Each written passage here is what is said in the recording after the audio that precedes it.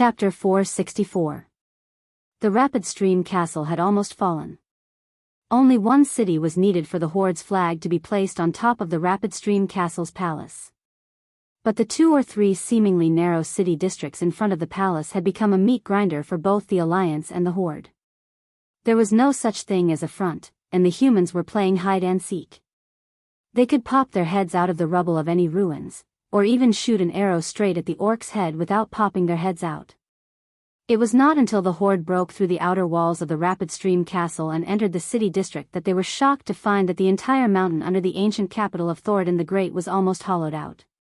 Under the walls of the Rapid Stream Castle, there were tunnels that looked like spider webs. Many of the tunnel entrances were quite narrow, which the burly orcs could not enter at all. As a result, whenever the orcs attempted to storm the inner city, the road from the outer city to the inner city would be constantly harassed and attacked. The orcs could not transport any heavy siege weapons. Perhaps a bag of kerosene would be thrown out of nowhere and burn the catapults and siege vehicles to ashes. On the 5th day after Orgrim evacuated from Lordaeron, Rend Blackhand, who was in charge of attacking the Rapid Stream Castle, received an order. This order from the Great Chief made Rend Blackhand very unhappy, but he had to carry it out. Since it is an order from Zulud, let Zulud take care of things here. He received a reply. An hour later, the Rapid Stream Castle welcomed its destruction. The wind pressure generated by the flapping of the red dragon's wings caused further damage to the ancient capital that had been half destroyed for more than 2,000 years. The terrible storm caused by the flapping of the dragon's wings easily blew down all the buildings that were still relatively intact. The slightly older buildings were directly uprooted, and the loose walls made of mud bricks were blown into the air and disintegrated. In front of the palace, the defensive zone that had troubled the orc army for months was like a sandcastle that had been washed away by the waves. It was flattened in a few short breaths. "Forgive me," the dragon's deep voice of repentance came from the sky in the common language. Along with this voice, Tirani's abdomen bulged, then its chest, and finally its neck. Dense golden flame patterns formed by the draconic language appeared in the air in front of the giant dragon. For a moment, this light even surpassed the light of the sun. A destructive flame quickly expanded from that small cluster into a huge fireball that was even bigger than the entire house. The golden light completely shrouded the entire royal palace of Torrent Fort. The grayish-black palace was doused with lava-like flames. In the screams of every Riptide Castle resident who witnessed this scene, the palace melted. The huge bluestone was like a piece of cheese that was melted by the high temperature. It began to flatten, and a blazing unknown substance spread in all directions.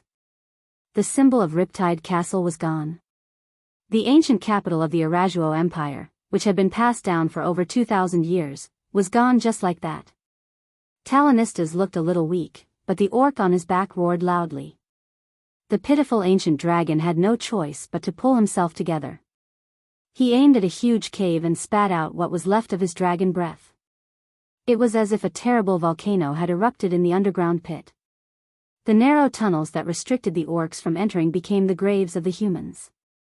The doors and boulders that restricted the entry of enemies collapsed like dominoes.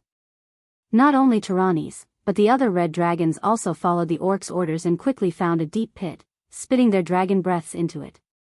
This situation was a bit like a syringe.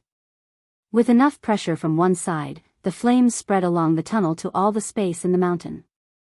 King Salastrol Bane, who had just arrived at the wall of Saladin, fell to his knees. It wasn't just him. Every Stromgarde warrior saw the golden flames shooting out from the ventilation holes on the cliff of the mountain where Riptide Castle stood. How many of the people inside could survive? Was it a slim chance of survival? Or was it 1 in 100? No, tears of despair rolled down the determined faces of these mountain men. They watched their motherland, the Stromgarde kingdom, sink into darkness and burn in flames. Their loved ones and compatriots cried and struggled in pain. For a moment, almost everyone in Riptide Castle felt that everything was destroyed, whether it was hope or the road ahead. Riptide Castle was destroyed. This was the second capital to be destroyed since the establishment of the Alliance. It was also the third capital of the 7 human kingdoms to fall. This news spread throughout the entire Alliance within a day. The people of almost every surviving country trembled in fear. Among the remaining countries, only the Dalajan and Silvery Moon had the strongest magical defense. Perhaps they could withstand the destructive attacks of the giant dragons. But the rest were in doubt. Not to mention small countries like Kurtiras and Gilnis, even Lordaeron couldn't guarantee that they would be able to withstand it. For a moment, the urgency to save the Red Dragon Queen Alexstrasza reached an unprecedented peak. Every big shot of the Alliance was waiting for the results of Lordaeron's special forces. The results made all the big shots of the Alliance fearful. 48 human corpses were impaled by huge wooden stakes on the empty space outside the wall of Saladin. Looking at these human corpses wearing epic leather armor, most of the guards on the wall were at a loss. Only King Tarina's Menethil was so angry that he plucked out a few tufts of his beard. Lordaeron's surprise attack had failed. It was a complete and utter failure.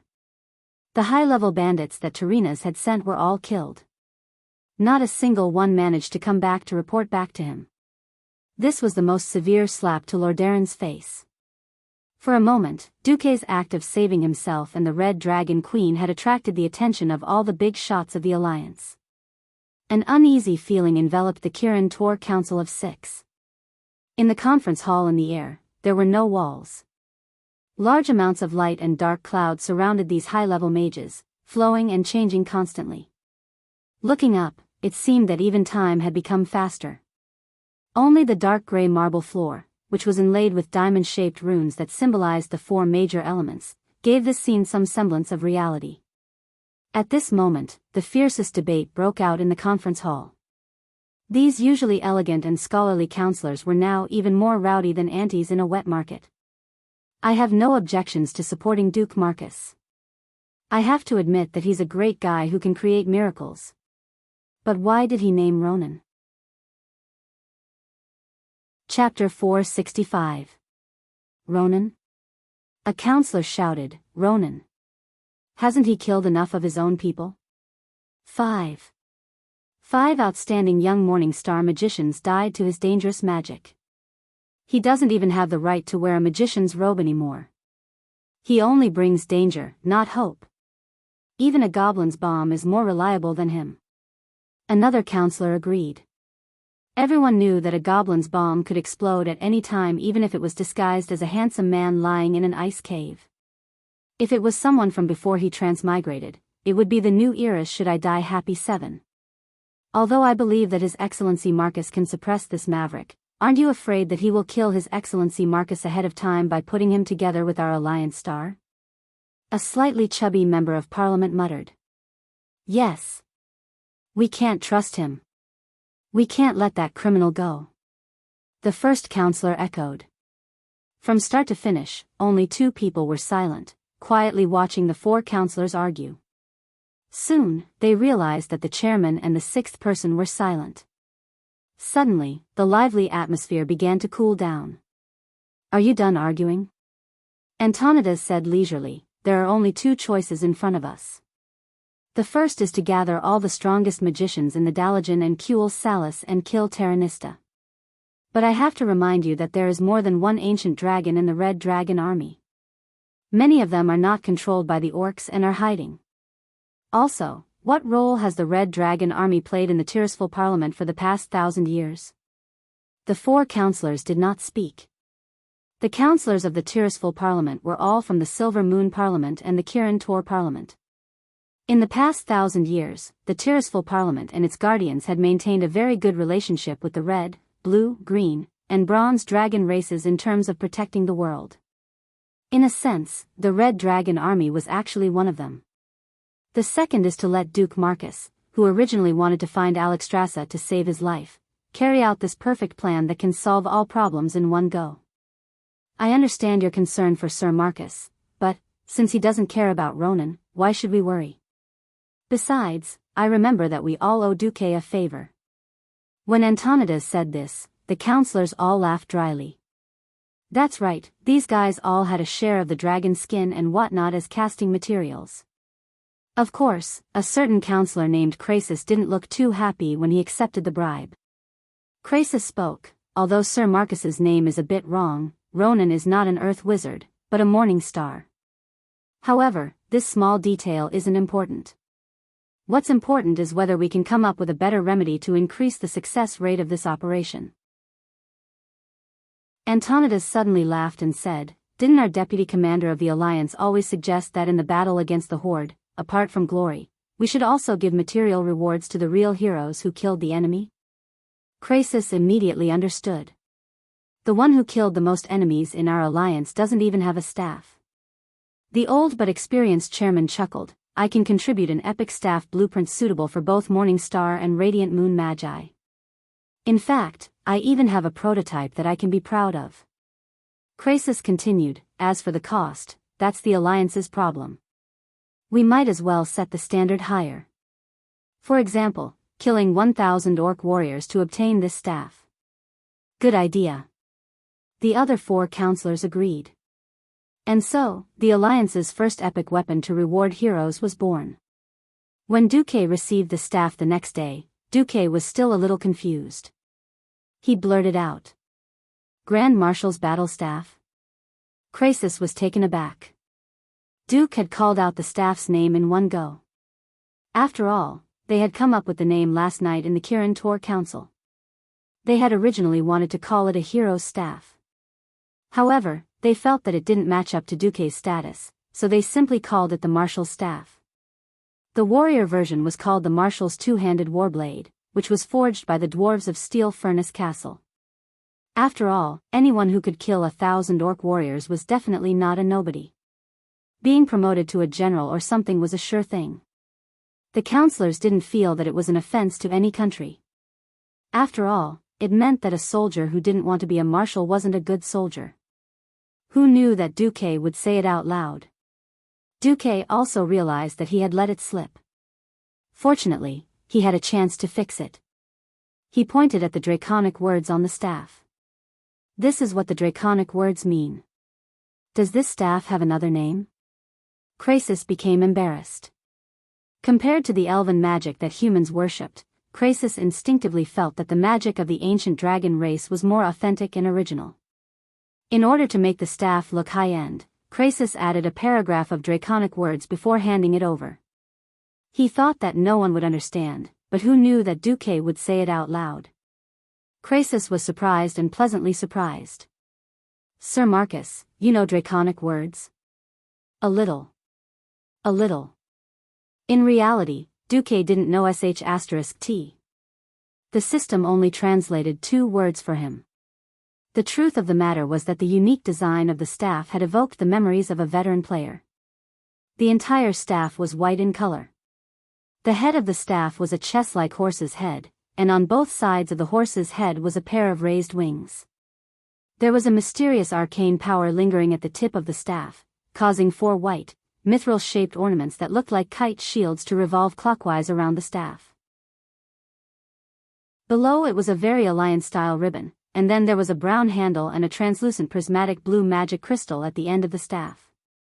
Back in the day, before Duque traveled to this world, he had farmed countless days and nights on the battlefield to get this cool staff. Suddenly obtaining this magic staff, Duke actually had a kind of uncontrollable excitement. It was full of memories. My years. My youth. This reminds me of the days when I got the staff and ran towards the sunset in the wild, hunting down the horde. Kill. Or be killed. Honor kills, or be killed by honor kills. He still remembered the crazy days when a silly vice leader called 2 Swords was killed by the horde at 3 in the morning while picking up girls in the game. Then, the guild mobilized 400 people to go online and fight the horde. He still remembered, ahem. I digressed. Once people traveled to another world, it was easy to recall the past. At this time, Croesus asked, "Sir, do you have any special information about the Red Dragon Queen being captured?" Chapter 466. Croesus was actually a little nervous. As one of the male dragons who admired Red Dragon Queen Alexstrasza, his heart was broken when his queen was captured and the entire Red Dragon army was controlled and enslaved by the filthy beast men. As an ancient red dragon, Alexstrasza's influence on his mind was not as great as that of other low-level red dragons. The premise here was that he did not contact the queen telepathically. In fact, many ancient red dragons avoided being enslaved by the beast men by deliberately avoiding telepathic contact. But recently, even without direct contact, Krasus could feel that his beloved queen was inevitably weakening, both mentally and physically. This was a bad sign. Krasus was very anxious. He contacted Duque to see what Duque needed. Secondly, he wanted to see if this Duque, who was known as the strongest commander in the alliance and had almost earned the title of a mastermind, had any special information or ideas. After all, he had lost contact with the Red Dragon army and could only guess a lot of things. I don't have any accurate information. Almost as soon as Duque finished speaking, Krasus' face was filled with disappointment that could hardly be concealed. I see. Duke looked at Krasus' seemingly calm but incomparably disappointed expression. He stopped teasing Krasus. But there's still a direction. Huh? Can you tell me? I once witnessed Her Majesty Alexstrasza's heroism in Karazhan. So, from the beginning, I did not think that ordinary creatures could control the incomparably powerful Her Majesty. Makes sense. Krasus nodded. So, I flipped through the ancient books of Karazhan and found this record about the dragons. This is a very long story. In the ancient war, the races of Azeroth, led by the Pentashade Guardian, united to resist the invasion of the Burning Legion. The Pentashade Guardian even created an extremely powerful divine artifact that killed all the millions of demons of the Burning Legion in one go. When Duque said this, Krasus could not help but breathe faster. As the Red Dragon Queen's youngest admirer, as a young dragon, he had not experienced that earth-shattering battle. However, this did not prevent him from learning about it from his elders. Speaking of the war, there was one thing that couldn't be avoided. It was something that shamed the entire dragon race, the dragon soul, or more precisely, the devil soul. I knew it was devil's soul. Krasus said through gritted teeth. Then he realized that he was too excited. Sorry, I was too excited. However, as an ally of the Red Dragon army for more than 1,000 years, it's a cruel thing for us to fight the Red Dragons. Duque smiled and pretended to understand. He continued, of course, this is just speculation. I wasn't sure. After all, I had to see the real thing to know. However, what I'm thinking is that if it's the demon's soul, I have to inform the other dragon kings to deal with this matter because I'm worried that this is a conspiracy by the Wing of Death, Nesario. The speaker had the intention, and the listener had the intention. Even if a certain red dragon still didn't know that the other party was a transmigrator who was even more of a fraud than a fraud, it still didn't prevent a certain dragon from having a good impression of fraud. Krasus became more and more certain that Duque had a very good chance of successfully saving Alexstrasza. Marcus, what are you going to do? Du shrugged. I'll just play it by ear. This answer made Krasus want to vomit blood. If it were someone else, Krasus would have definitely slapped them into the wall with Dragon Claw Swipe. However, the one in front of him was Duque, known as the most farsighted and wisest sage and commander in the entire alliance. Moreover, because the real dragons had an almost infinite lifespan, he had more spare time than other great mages to study trivial matters, such as the rise of Duque. Krasus found that Duque had the temperament of a fraud. In particular, Duque's ability to see through appearances was even rarer. The conspiracy that the Burning Legion's shaman had painstakingly hidden for hundreds of years was actually seen through by a young man. If this wasn't talent, then what was it? Even though it was a bit irrational, Krasus's intuition told him that betting on Duque was the right choice. Krasus bowed deeply to Duque. Thank you for your frankness, sir.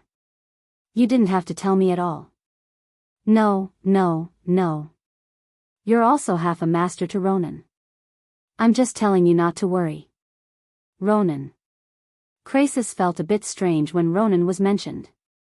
Even though he had been secretly training Ronin so that he could master the technique of sneaking into grim battle, he still felt strange when Duque suddenly asked for him. He forgot that a fraud was a fraud. Sorry, actually, I dreamt of Ronin and Her Majesty Alexstrasza. I think this is a sign from the goddess of fate. I did some research, and it turns out that there really is a mage named Ronan in the Dalajan, so well, that's it. If you don't think it's suitable, I can give up on summoning Mage Ronan. Krasus was dumbfounded, but he soon accepted it. A sign of fate. Such a high-end and mysterious power. When Krasus connected the fact that Duque had miraculously defeated Sardras, he couldn't help but wonder if Duque was the so-called child of fate. Alright, it just so happens that Ronan committed a crime.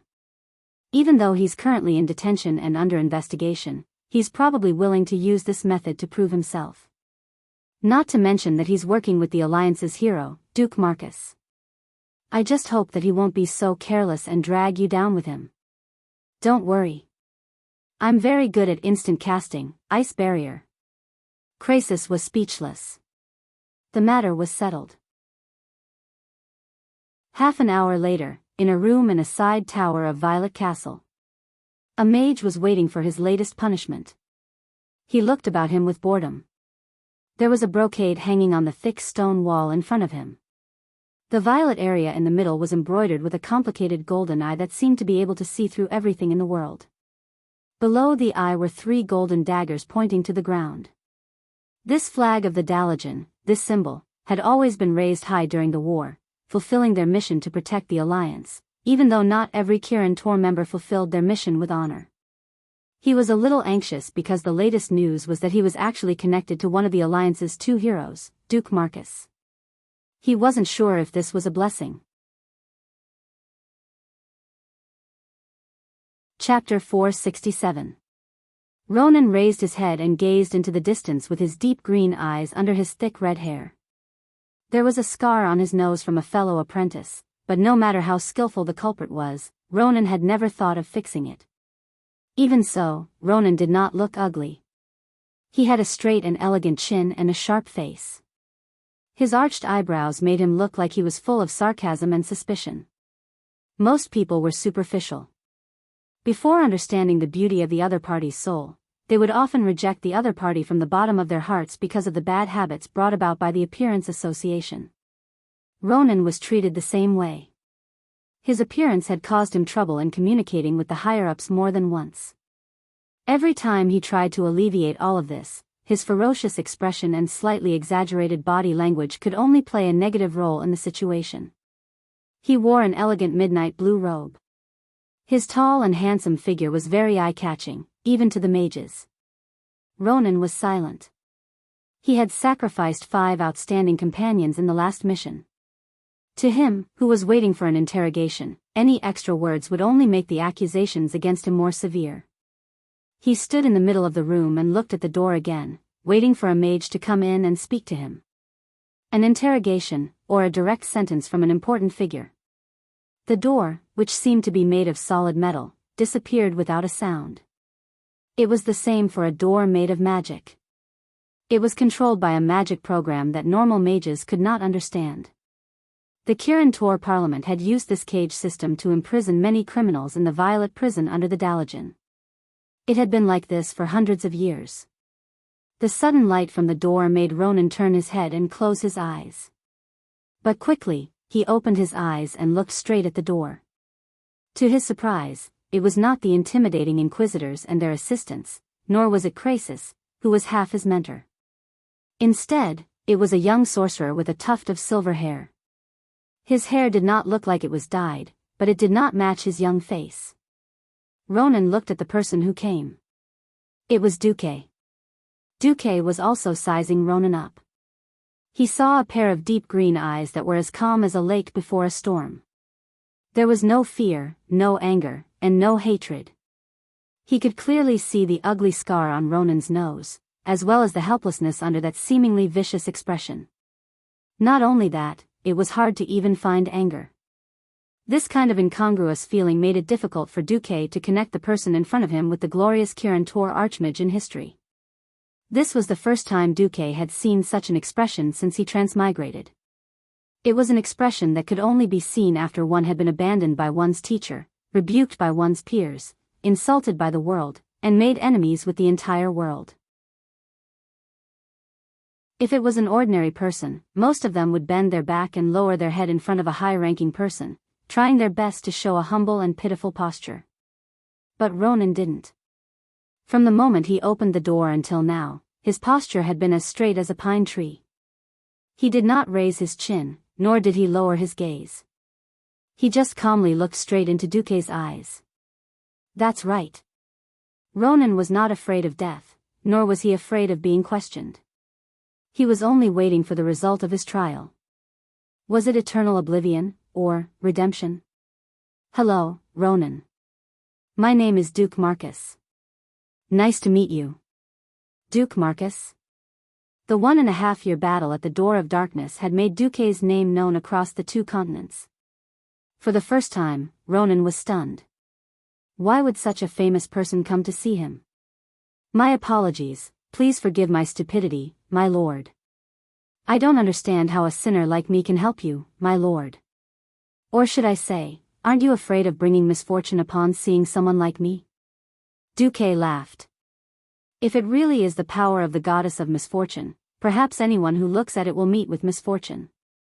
Duque replied, but your degree of misfortune is nothing to me, who has suffered the curse of the burning legions Sardras and only has a month left to live. If you can really bring misfortune, then I should be dying in front of you right now. Do you want to count down? 3, 2, 1. I'm dead. I don't think I'm dead yet. Looks like your misfortune is useless against me. Do you want to follow me for a while? Ronan was tongue-tied. He couldn't keep up with the thoughts of this person in front of him. He felt like he was losing his ability to think. When he had been imprisoned by the Kirin Tor Internal Affairs and dragged away like a bag of trash, he had thought that his terrible life as a wizard, or even this cursed life, was about to be liberated. But when the door opened, Ronan found out that what awaited him was not the result of execution or the destruction of all his magic circuits. He would be unable to use magic for the rest of his life. Instead, he was going to follow a person who only appeared in legends?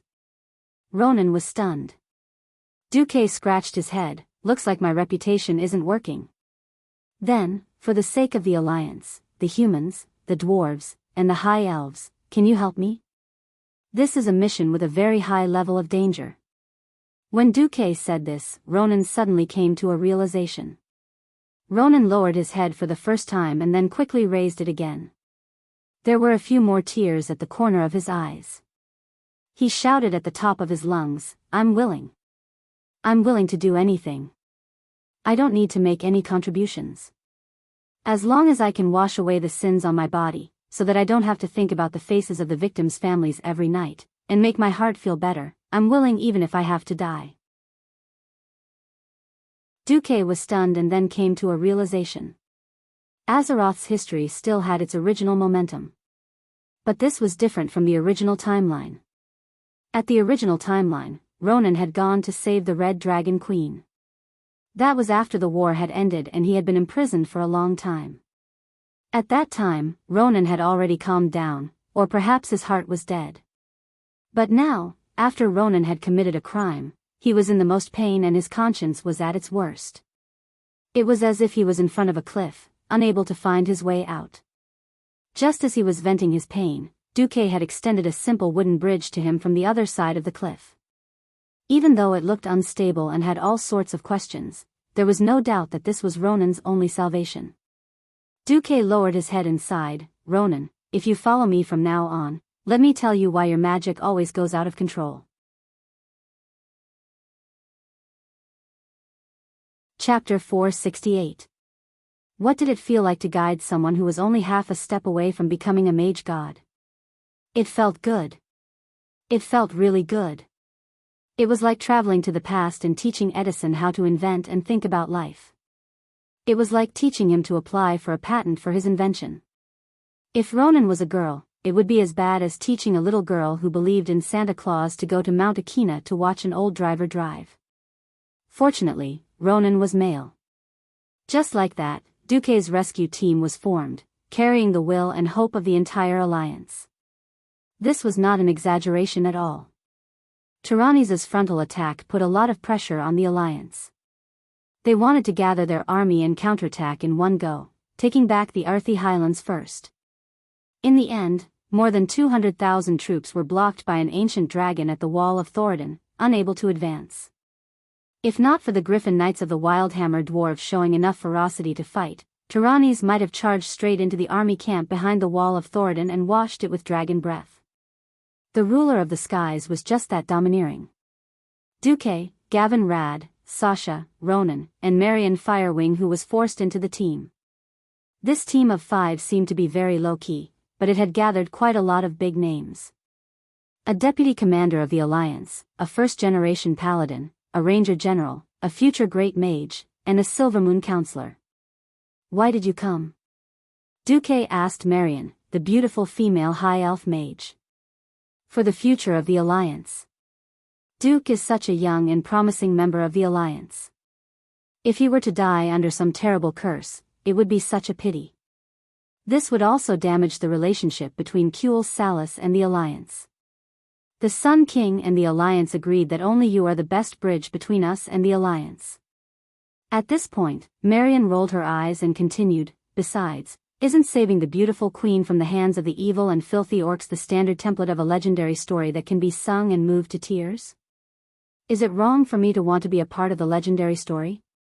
Marion spoke confidently and righteously. "But you don't have to sacrifice a Silvermoon counselor. Are we going to lose a deputy commander?" She was so reasonable that Duque couldn't find any room to refute. "We're going deep into the enemy's rear. No one will serve you." Duque, who had long heard of the debauched lifestyle of the high elven mages, especially the Silvermoon counselor, wanted to give them a heads up. "I volunteered to join. Even if I die in the wetlands, it's my own business. There are many people in Silvermoon City eyeing my position, waiting for me to die there. Don't worry, I can take care of myself. I won't let them get what they want." A certain Dew could only pinch his nose and accept it. Let's hope Marion won't be a burden. It wasn't that Duque didn't believe in Marion's strength, but he wasn't sure of her actions. Just like that, the 5-man team set off. Because the entire Arthi Highlands and the wetlands across the sea belonged to the front line, it would be a joke to fly directly to grim battle on a griffin. After the discussion of the Alliance's bigwigs and staff officers, they decided to fly to the Stormwind fleet on the other side of the Paladin Bay. Then, when night fell, they would use a small boat to land on the west coast of the wetlands. Dreams were plentiful, but reality was harsh. Duque didn't expect that there could be conflicts between his own people and people from all over the world. Duque suddenly realized that wherever Marion was, Sasha would definitely sit next to him. It had been like this since they started riding griffins. Sasha insisted on riding with him no matter what, but in the end, Marion and Gavin Rad shared the same griffin. It was even more so on the boat. Yes, like a mother bird protecting her chicks, she spread her wings and stared at the enemy, unusually vigilant. "Sasha, we're all partners on missions together. No, Duque, you don't understand. This kind of woman is a scourge that eats people up without spitting out the bones. I'm going to watch over you in place of my sister." Sasha said this in front of Marion, giving her a provocative look. Marion didn't care at all. This is Windrunner's misunderstanding of the Silvermoon Council. "No, Duque, Marion is one of the 7 sisters of the Silvermoon Salon, a famous socialite. If I had known that she was also a member, would have firmly opposed it. It seems like you have a deep prejudice against me. In the salon, we discussed high art, including poetry and music, liar. Keep lying. Moreover, Sir Marcus didn't even set a marriage with your sister. Even if I wanted to pursue him, I would do it openly." With that, Marion giggled and puffed out her chest. It was a very sexy mage robe with a heart hollowed out at the chest. Just like that, it immediately revealed how shocking the deep ravine was. "You, moreover, so what if we have a marriage? We high elves don't pay attention to so-called etiquette. Polygamy, or polygamy, is also a very common thing. It's just that there can only be one who inherits the position and reputation of the elder. So, even if it's you, Sasha, you can still steal your sister's man. You're shameless." Sasha was furious.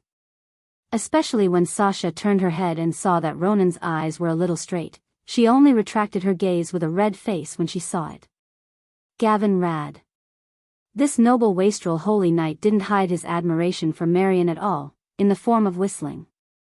Originally, for a moment, Sasha had lost all hope in Duque's willpower. However, the two ladies were stunned. Duque was very calm. He looked at Marion's pair of peaks, calm and serene, without excitement or embarrassment. It was as if he was admiring a passable work of art. Duque, why did you? Sasha was stunned. Duque blinked. This is a very common attire. That's right.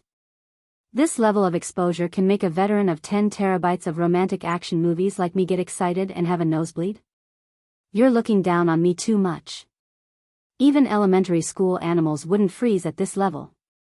Yes, the righteousness on the face is to hide the filth in the heart. That's right. That's it.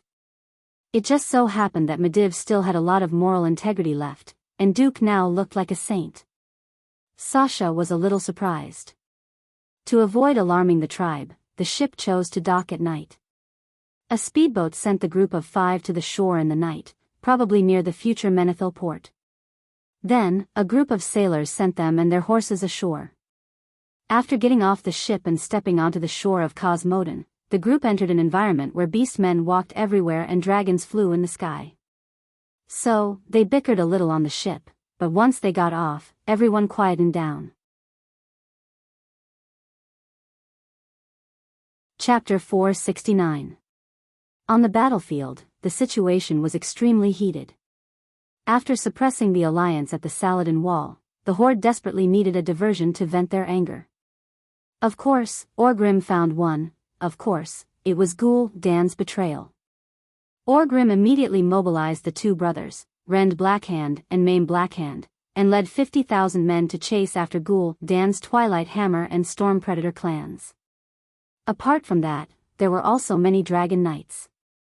The chairman was right, to defend against foreign aggression, one must first pacify internal affairs. Orgrim did this in a comical manner. He wanted to quickly deal with Ghoul Dan, and then endure until winter. When more orcs came from the Dark Portal, he would regroup next spring and attack Lordaeron again. After all, with the Arthi Highlands as a bridgehead, there would be no need to fight those disgusting naval battles and land battles. If all else failed, they would open a road to the hinterlands through the high-altitude mountains between the Arthi Highlands and the hinterlands.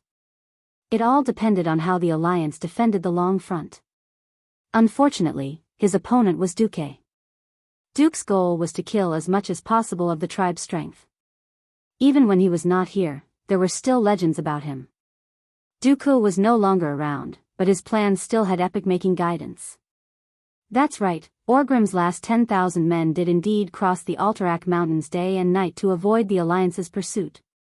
They crossed the entire hinterlands and returned to the Sea-Viewing Cliff. At the Sea-Viewing Cliff, Ghoul Dan did indeed destroy many ships, but there were still many left. After 3 days of hard labor, Orgrim finally managed to gather enough ships for 13,000 orcs and 1,000 trolls to cross the sea. Since he sent out the Blackhand brothers, Orgrim naturally wanted to return to the wetlands. After reorganizing the clans, he would regroup and stabilize the front line of the Arthi Highlands. Orgrim gritted his teeth and swore that he would learn from the humans and build a bunker. That's right. He would build a fortress on the east side of the Saladin Wall that the humans would have to sacrifice 100,000 lives to take down. Unfortunately, his grand plan was not realized before he suffered a heavy blow. Thinking about it, Duque knew that Orgrim could only return to the southern continent from the hinterlands, so how could he not have a backup plan? Moreover, it seemed like the heavens were not interested in protecting these foreign butchers of the Horde. Just half an hour after Orgrim's fleet set sail, they ran into a storm. In this day and age, any sailor with a modicum of experience would act according to the weather. Unfortunately, Orgrim's subordinates were all muscular men who relied on brute force to conquer the sea. They acted recklessly, and then they were punished. The gale raised a terrifying triangular wave that was at least 10 meters tall, easily capsizing all the small, newly built transport ships. Only the transport ships that were built earlier and in better condition barely survived the storm. However, after the storm subsided, Orgrim was ambushed by the Nagas and the Murlocs before he could even calculate his losses. Ha ha ha. In the name of our master, Duke Marcus, kill all those green-skinned creatures. Vara, the furious scale Naga priest, laughed heartily. Gala, kill all the orcs. Murloc prophet Morga yelled. Countless Murlocs rushed to the surface of the sea from the depth of 10 meters. The storm had little effect on the bottom of the sea. Basically, one could not feel the wind and waves 10 meters below the surface of the sea. Just now, the merfolk were simply picking up the human heads, drowning those who had drowned or those who had been thrown to the surface of the sea. Then, they cut off the heads and returned to the place designated by Duke to present the heads as a tribute. Now, countless Murlocs rushed to the surface of the water with crude weapons and climbed onto the low orc transport ships.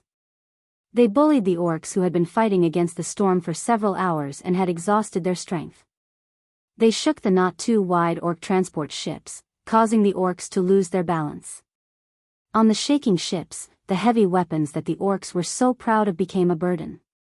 One after another, the transport ships were captured by the Murlocs. No, Orgrim screamed at the top of his lungs. However, he could only watch the scene unfold from the flagship. There was nothing he could do. The great chief never thought that the last elites of the Blackrock clan would be buried here.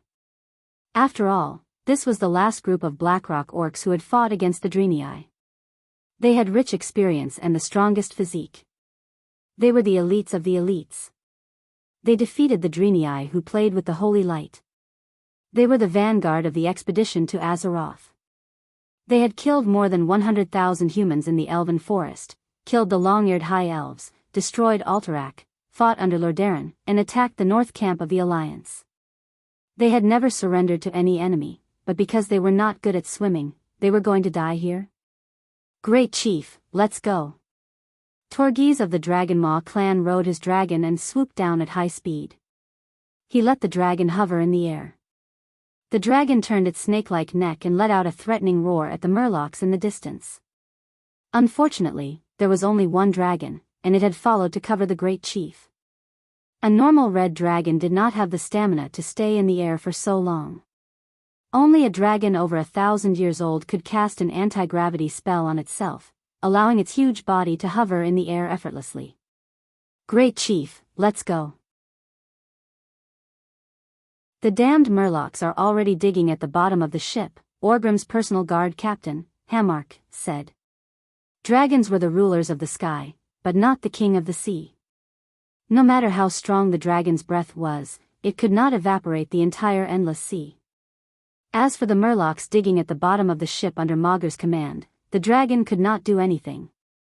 No, I can't abandon you. Orgrim's eyes turned red as he looked at his brothers who had accompanied him for more than 10 years. No, you must abandon us, for the sake of the tribe. The orc warriors stared at Orgrim as if they weren't looking at their great chieftain, but at the last flickering flame of hope in the wasteland of despair and destruction. For the tribe. This sentence deeply pierced Orgrim's heart. It was not that these brothers of the Blackrock tribe did not know how terrible the situation was, nor did they not know who caused their world to wither and die, but they still silently raised their weapons and continued to fight. They did this for only one reason, for the tribe. Yes. They were wrong. They trusted the wrong ghoul, Dan. They also started a wrong war. But for the continuation of the tribe, they could only make mistakes again and again. But no one regretted it, because of the same reason, for the tribe. Chapter 470. Orgrim was agitated. Orgrim, who had returned to the wetlands alone, was almost in a frenzy. He mobilized all the resources at his disposal and launched an irrational attack on the Alliance. In Dan Moro, Orgrim mobilized 100,000 beastmen laborers, ignoring the harassment of the dwarven assault team and forcefully breaking open the mountain. If the Iron Forge relied on the entire mountain, then the tribe would use brute force to destroy the entire mountain. In the wetlands, Orgrim stayed in the grim battle fortress for 3 days. The news that came out was that the furious chief had the beastman warlock Necros inflict the cruelest soul torture on the Red Dragon Queen. In the end, Orgrim managed to squeeze out a few Red Dragon fighters who were in hiding.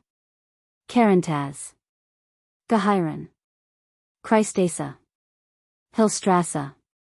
2 males and 2 females.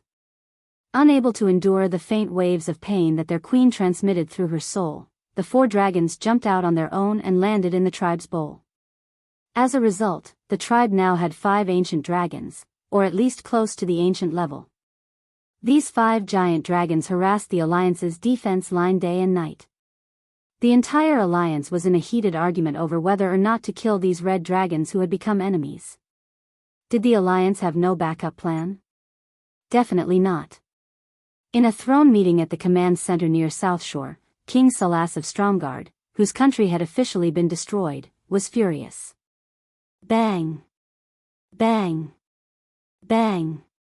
He slammed the table. Those damned red dragons have fallen into the abyss of evil. I don't want to hear anything about being kind. The truth is that these giant lizards went crazy for their queen. They burned down our home and our capital. 5 dragons. They are enough to destroy every city on this road except for Dalajan and Silvery Moon. Every one of them understood Salas's rage. King Lang and General Haas, whose country had also fallen and their capital destroyed, resonated deeply. King Xian Grayman of Gilneas was the most shocked. Among the remaining Alliance capitals, his home was the weakest and closest. What are we waiting for? If we gather all the advanced mages from the Dalajan and Kuel Salas, we won't have any problem killing these dragons. Antonidas and Prince Kael'Thats, who was attending the meeting as a representative, had the darkest faces. In the end, it was Antonidas who spoke. If they are willing to land and fight us, we can still kill these 5 red dragons. There are 2 problems. First, will they obediently land on the ground and bombard us? Everyone's expression turned ugly. Secondly, before you make this decision, please take a look at the list of dragons we have collected about the Red Dragon Legion. I must remind you that this list is not complete. There were 40 to 50 red dragon names displayed on the projection screen. Half of them were male and half were female.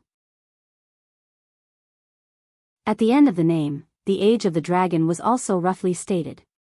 Dragons were divided into 12 levels according to their age, starting from the weakest hatchlings to the archaic dragons like Alexstrasza, also known as the strongest guardian dragons of the primordial dragons. Basically, for pure-blooded dragons, age was a symbol of strength. Looking at such a large group of dragon brothers, sisters, and sisters, from the very old to the primordial dragons, even the most arrogant king would lose his temper. Then what do we do? Wait for death one by one? The old Xian spread his hands in despair. If Duque can save the Red Dragon Queen. Anduin Lothar whispered. Kudrin Wildhammer shouted, isn't it just a fortress? Find a cloudy night with no moonlight, I'll gather all the Wildhammer dwarves and mount a griffin for a surprise attack. Krasis, who was beside Antonidas, finally couldn't help but speak.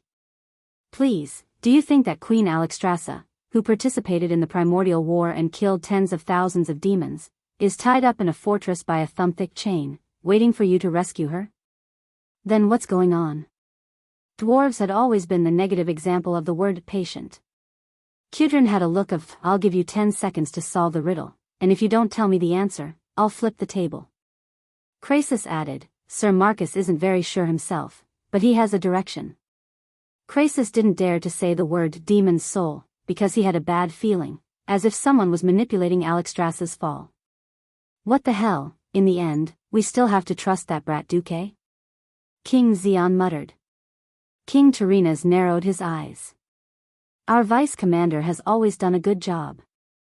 Why can't we trust a hero who has proven himself to the world? During this period of time, the cleanup of the horde in the Tirisful Glades was quite effective. There were already 15,000 orcs who had their heads chopped off. Tashin's orc head at the north gate of Lordaeron was not a lie. Humph. Xian snorted, tacitly agreeing. The big shots of the Alliance still felt quite helpless. They didn't expect that in the end, they could only rely on Duque. How ironic. Hundreds of thousands of troops couldn't advance, and they could only wait for a young man who might die to save himself, the whole alliance, and the whole world. Duke wasn't too clear about what was going on in the outside world. He could only understand what was going on in the outside world through magic communication when he stopped to set up camp. Duque didn't dare to send too many messages, he was afraid that he would be detected. Some dragons were quite sensitive to magic fluctuations. He wasn't sure how many dragons in the Red Dragon army were actually working for the orcs, or were just doing their jobs. Duque didn't dare to take the risk. For days had passed. In this wetland full of swamps, the biggest threat was nothing more than annoying mosquitoes. Don't think that rolling around on the grass on a summer night is very romantic. When the mosquitoes swarmed you within a few minutes and stung all your exposed skin, you wouldn't be able to cry even if you wanted to. Of course, as a college student with some common sense, he prepared garlic and sulfur in advance. Garlic repelled mosquitoes, and sulfur repelled snakes and bugs. While Windsor was a ranger, she loved nature. Mosquitoes were a woman's natural enemy. At first, only Duque and Marion used their tents. Later, in order to save sulfur, Marion and Duque's tents were next to each other. Windsor, on the other hand, squeezed into Duque's tent. Don't think that anything could happen. With so many third wheels around, you could turn around and everyone would know. If you didn't look at the terrible swamp nearby, the constantly changing scenery made the journey quite poetic. Thanks to the swamp that could swallow people whole, the orcs weren't as vigilant as expected. Chapter 471. Ronan, I actually think that your teacher is a bit lousy. While resting, Duke was hiding under the shade of a tree as he complained. No, teacher treats me very well. Being abandoned by his teacher was a pain in Ronan's heart. He could not describe the feeling of being abandoned by the entire world. He answered Duque's question with an argument that even he could not convince himself. No, I mean, didn't he see the structure of your magic circuit? He actually gave you such a trashy magic circuit model? It's a miracle that you were able to reach the Morning Star realm. Ronan was shocked. Luo Ning was shocked. He had only cast spells twice and revealed the magic circuits on his arm. The magic circuit that could be seen on the skin was only the tip of the iceberg of the magic circuit in a wizard's body. It was only about 1%. How could Duque say that it was a miracle that he was able to reach the Morning Star realm? Ronan did not believe Duque alone, but before Duque, Crasus, who was like half a teacher to him, had told him so. Ronan was conflicted. If Ronan was said to be hesitant at first, then Duque's next words shocked him. Did you realize that while others could operate the arcane magic circuit in the same way without any problems, when you used it yourself, the arcane energy would rush out like a wild horse? Yes. Ronan, who was sitting on the ground, lowered his head, almost burying it between his knees. His appearance made Duque feel awkward. No matter how he looked at it, he looked like a dog that had lost its owner. To be honest, Marion, who had not paid much attention to Ronan, did not understand why Duque would care so much about a wizard with such poor skills and no future. In Marion's eyes, even a high elf apprentice would be better than Ronan. Ronan's chaotic arcane aura was not surging, but it was always in a state of activation. It reminded Marion of those idiots who had absorbed too much energy from the Sunwell and self-destructed. Marion was waiting to watch a good show. Duque's decision, however, was unexpected. Do you want to try my magic circuit model? It came from Antonides, but I modified him a little. Luo Ning was stunned. Marion was stunned as well. The magic circuit model was one of the mage's greatest secrets. The strength of a mage was directly related to his magic circuit. Duque actually gave it away just like that? Duque softly chanted an incantation and transferred a series of runes and circuit models into Luo Ning's mind in the most direct way. Almost at the same time, Ronan let out a fanatical cry of surprise. The more complicated a magic circuit was, the better it would be. Of course, the simpler it was, the more useful it would be. The most important thing was that it had to be suitable for him. A person with heart disease would not be able to ride the fiercest horse. Similarly, a person with insufficient aptitude should obediently ride the slowest horse, or even a donkey. Ronan's mouth was wide open. It was the arcane throne. Ronan wasn't strong, but he didn't lack insight. He almost instantly recognized that this model was definitely from Antonidas. He lightly simulated it in his mind and immediately confirmed that it was the arcane throne of Antonidas, the chief archmage. But it was also different. Antonidas was most famous for his ice magic, so his arcane throne was the foundation of ice crown. The arcane throne that Ronan obtained, however, abandoned all external output and completely used arcane magic to serve arcane magic.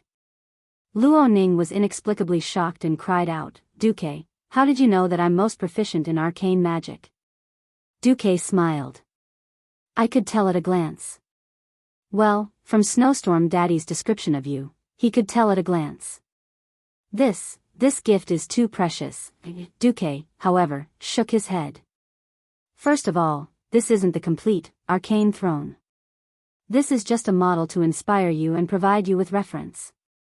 I'm just giving you some pointers so that you can see your own path clearly. Your previous model was too lousy and couldn't make use of your characteristics at all. Those guys also overemphasized the skills of controlling magic, which is a waste of your talent." "Talent?" "Yes. The magic output of your arcane circuit is at least 50 times that of a mage of the same level, so when you cast spells, you only feel that your magic power suddenly rushes out, and all the skills you learned are useless. The result is loss of control and explosion. For example, your arcane impact with one layer is like someone else stacking 10 layers, and the effect becomes arcane explosion." Luo Ning raised his head and stared at Duque in shock. He was completely stunned. Duque pointed out the crux of his problem, leaving no room for him to refute. "Then I need to," Duque said earnestly. "First of all, you need to get used to your magic power output. Just use it as powerful as possible. If you can use arcane missile storm, don't use arcane missile. If you can use arcane explosion, don't use impact. Then, you can slowly adjust your magic circuit and find the balance between power and control. Then is there any way? No, you have to find your characteristics first. You have to know who you are. Only by understanding your abilities and talents in all aspects can you start to find the direction of your development. That is the path that belongs to you. All the magic training in the Daligen is actually just a method. However, that method is for ordinary magic apprentices and mages. It's not for you, who is too talented." "I understand." Luo Ning stood up and bowed deeply to Duque. "You always failed because you used the wrong method. The method varies from person to person. Only by following the path that belongs to you can you find the method that suits you. But the method that suits you doesn't necessarily mean that you will reach the end of the magic path. After all, everyone's destination is completely different." Duque raised his hand lightly. In an instant, 9 magic energy balls appeared above Duque's head.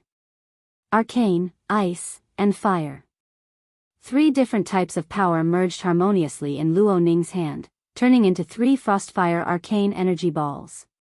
Everyone could feel the shocking destructive power contained in these small balls. However, no one could feel the power spreading from a distance.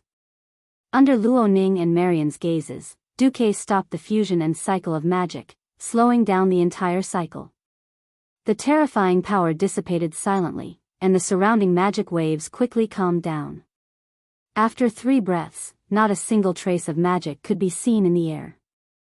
"After you recognize yourself, I can discuss the way of control with you." Chapter 472. Sasha was about to go crazy. On one hand, she couldn't contact her 2 sisters. If Aurelia and Cervantes received the message, they would definitely rush over as soon as possible. However, the message she and her rangers sent to Tirisful Forest was like a stone sinking into the ocean. She wasn't worried about her 2 sisters' safety. In her heart, as long as they entered the forest, they would be the strongest. It was obvious that they were being held back by a target. If she guessed correctly, it had to be Grom Hellscream. Her two sisters were still brooding over the fact that they couldn't take down that fierce orc even after working together in the first battle of Southshore. Their stubbornness caused Duque to lack powerful supporters. On the other hand, if Duque and the other three guards remained silent from start to finish, Sasha wouldn't feel troubled. If they focused their thoughts on the dangerous mission that they were about to face, Sasha wouldn't feel troubled. The problem was that Duque's journey was too leisurely. If one ignored the fact that this was enemy territory, there would be at least 7 or 8 waves of flying dragons flying overhead every day. This was like an outing. Ever since they'd come ashore, they'd only traveled a little more than 120 kilometers in 4 days. This was even slower than the normal marching speed of a human army. The swamp terrain was a little difficult to walk on. At least there were many paths that were obviously made by orcs. These paths led in all directions.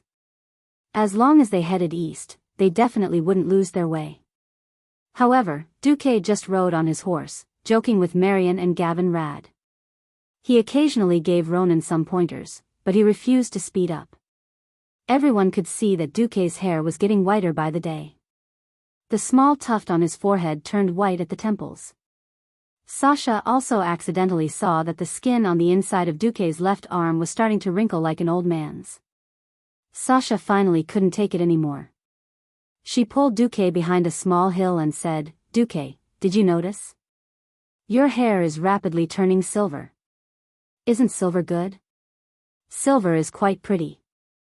Look, don't you have silver hair too?" Duque seemed to be joking as he played with a strand of Sasha's silver hair. This was supposed to be a very intimate act. Normally, Sasha would have minded it, but she couldn't care less now. "Are you still joking? Duque, why aren't you nervous at all? Your life is counting down." On Duque's face, there was an enigmatic calmness that Sasha could not imagine. "I don't know what you think of this war. I think that since I joined the Alliance's army, the moment I joined, every Alliance soldier should be mentally prepared to sacrifice themselves. Yes, I was afraid of it too, and I didn't want to die in agony after being tortured. But since I'm shouldering the future and fate of the 3 races with Noxus, I can't show timidity in front of my subordinates. But, shouldn't we hurry to Grim Battle Fortress?" The beautiful silver-haired elf waved her tender arms agitatedly, using her body language to express her unease and dissatisfaction. "Or, do you know some important information that you don't think I have the right to know?" Sasha's subtext was, "Duque, do you think I'm not as good as my sisters?" Duque sighed. To be honest, Sasha was indeed not as good as her 2 sisters now. Aurelia and Cervantes, who had become Ranger Generals a long time ago, had rich battle experience. They were great talents who could take charge on their own. Because the Silver Moon Council did not want the Windrunner family to have too many Ranger Generals, Sasha had always been a small Ranger captain. Now, Sasha had the best talent, but she lacked experience. Right now, Sasha's abilities were far from what she had been when she had become the boss of the Silver Alliance. Sasha, who was taking charge of a mission for the first time, was a little impatient and had the patience to observe problems. Duque could not bear to disappoint her. "It's not about whether I have the right or not. It's just that I don't know how to break out of this situation." "Break out?" Duque seemed to sense something. He waved at Sasha and asked her to move her ear closer. Sasha hesitated for a moment, but she immediately did as he said. Even though she believed that even if Duque spoke softly, her sharp hearing would be able to catch Duque's words, Sasha had seen Duque whisper to her elder sister before. She was very curious and felt that it was a form of intimacy and acknowledgement.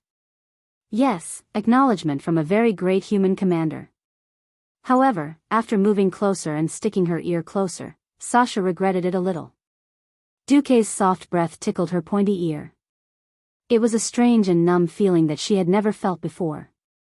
The breath of an adult man caused her slender and beautiful neck to be dyed a crimson red. She tried hard to hold it in, and secretly activated her wind power to interfere with any possible eavesdroppers. Then, Duque's words were indeed very important. Yes. The Red Dragon Queen's capture is part of a continuous plot related to the internal strife of the dragons. If I'm not wrong, the Red Dragon Queen was controlled by the artifact that was attached to her power and soul, the demon soul, that was transformed from the dragon soul. This matter was most likely the doing of the legendary Black Dragon King, Deathwing. I'll think of a way to attract Nesario's attention and make our team part of his plot. Sasha had always been curious and intelligent. She had read about the ancient war in ancient books. However, Duque actually wanted to dance on the claws of the scheming Black Dragon King, and then use the sinister and cunning Deathwing? That's too daring, isn't it? According to Sasha's calculations, unless Deathwing rushed to the Well of the Sun and courted death, even with all the power of Kuel Salus, they might not be able to kill this ancient Dragon King. Sasha's sexy red lips opened wide in surprise. She suddenly understood why Duque moved as if he was on a field trip. However, isn't this too obvious? Or is it not obvious enough to attract Deathwing's attention? What if Deathwing isn't monitoring this area? Sasha's mind was in a mess. How can I achieve the effect you want without leaving any traces? Just as Duque was about to say something, a loud noise came from the team. Under Duke and Sasha's astonished gazes, one or more beastmen's broken limbs flew into the air, and the cause of this effect was an incomparably huge ball of arcane energy. Sasha couldn't help but shout, "Ronan, you idiot!"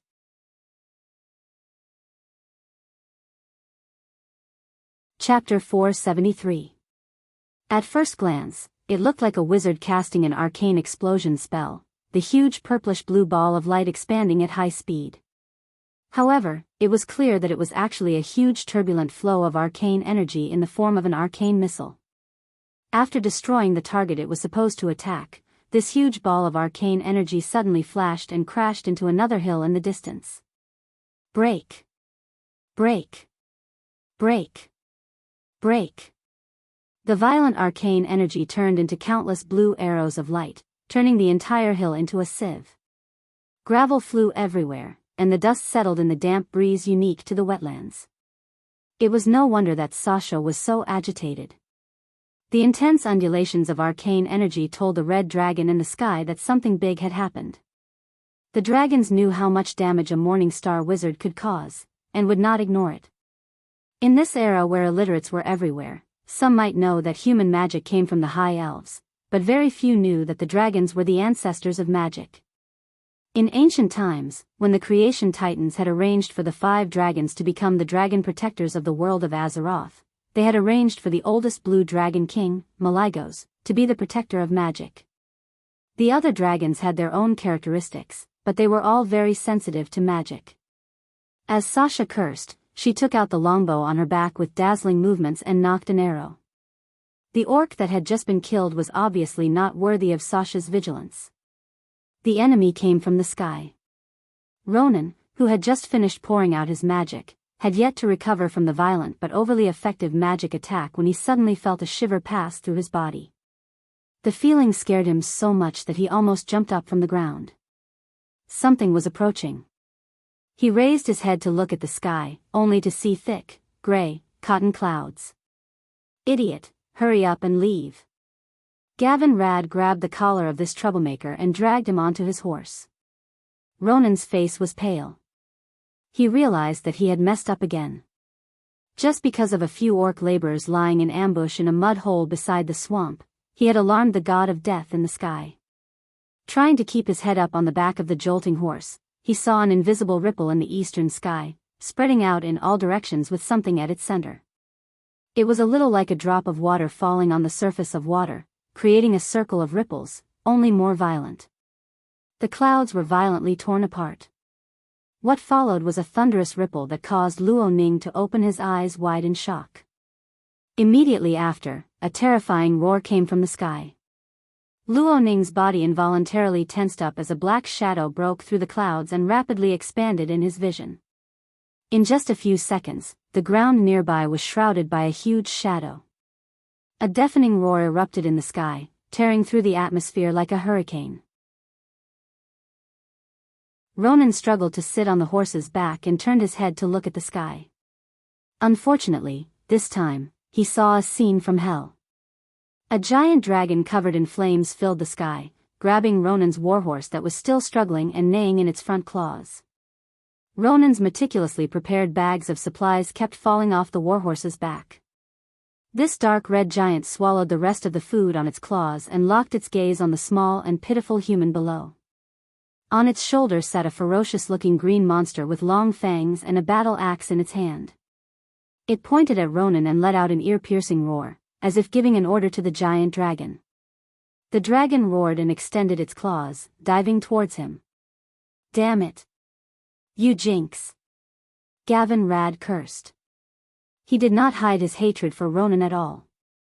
Even though Ronan was not facing the Holy Knight, he could still feel the Holy Knight's anger. It was no wonder that Gavin Rad was angry. Ronan was a troublemaker. If he did not provoke him, he would be a young dragon that was over 1,000 years old.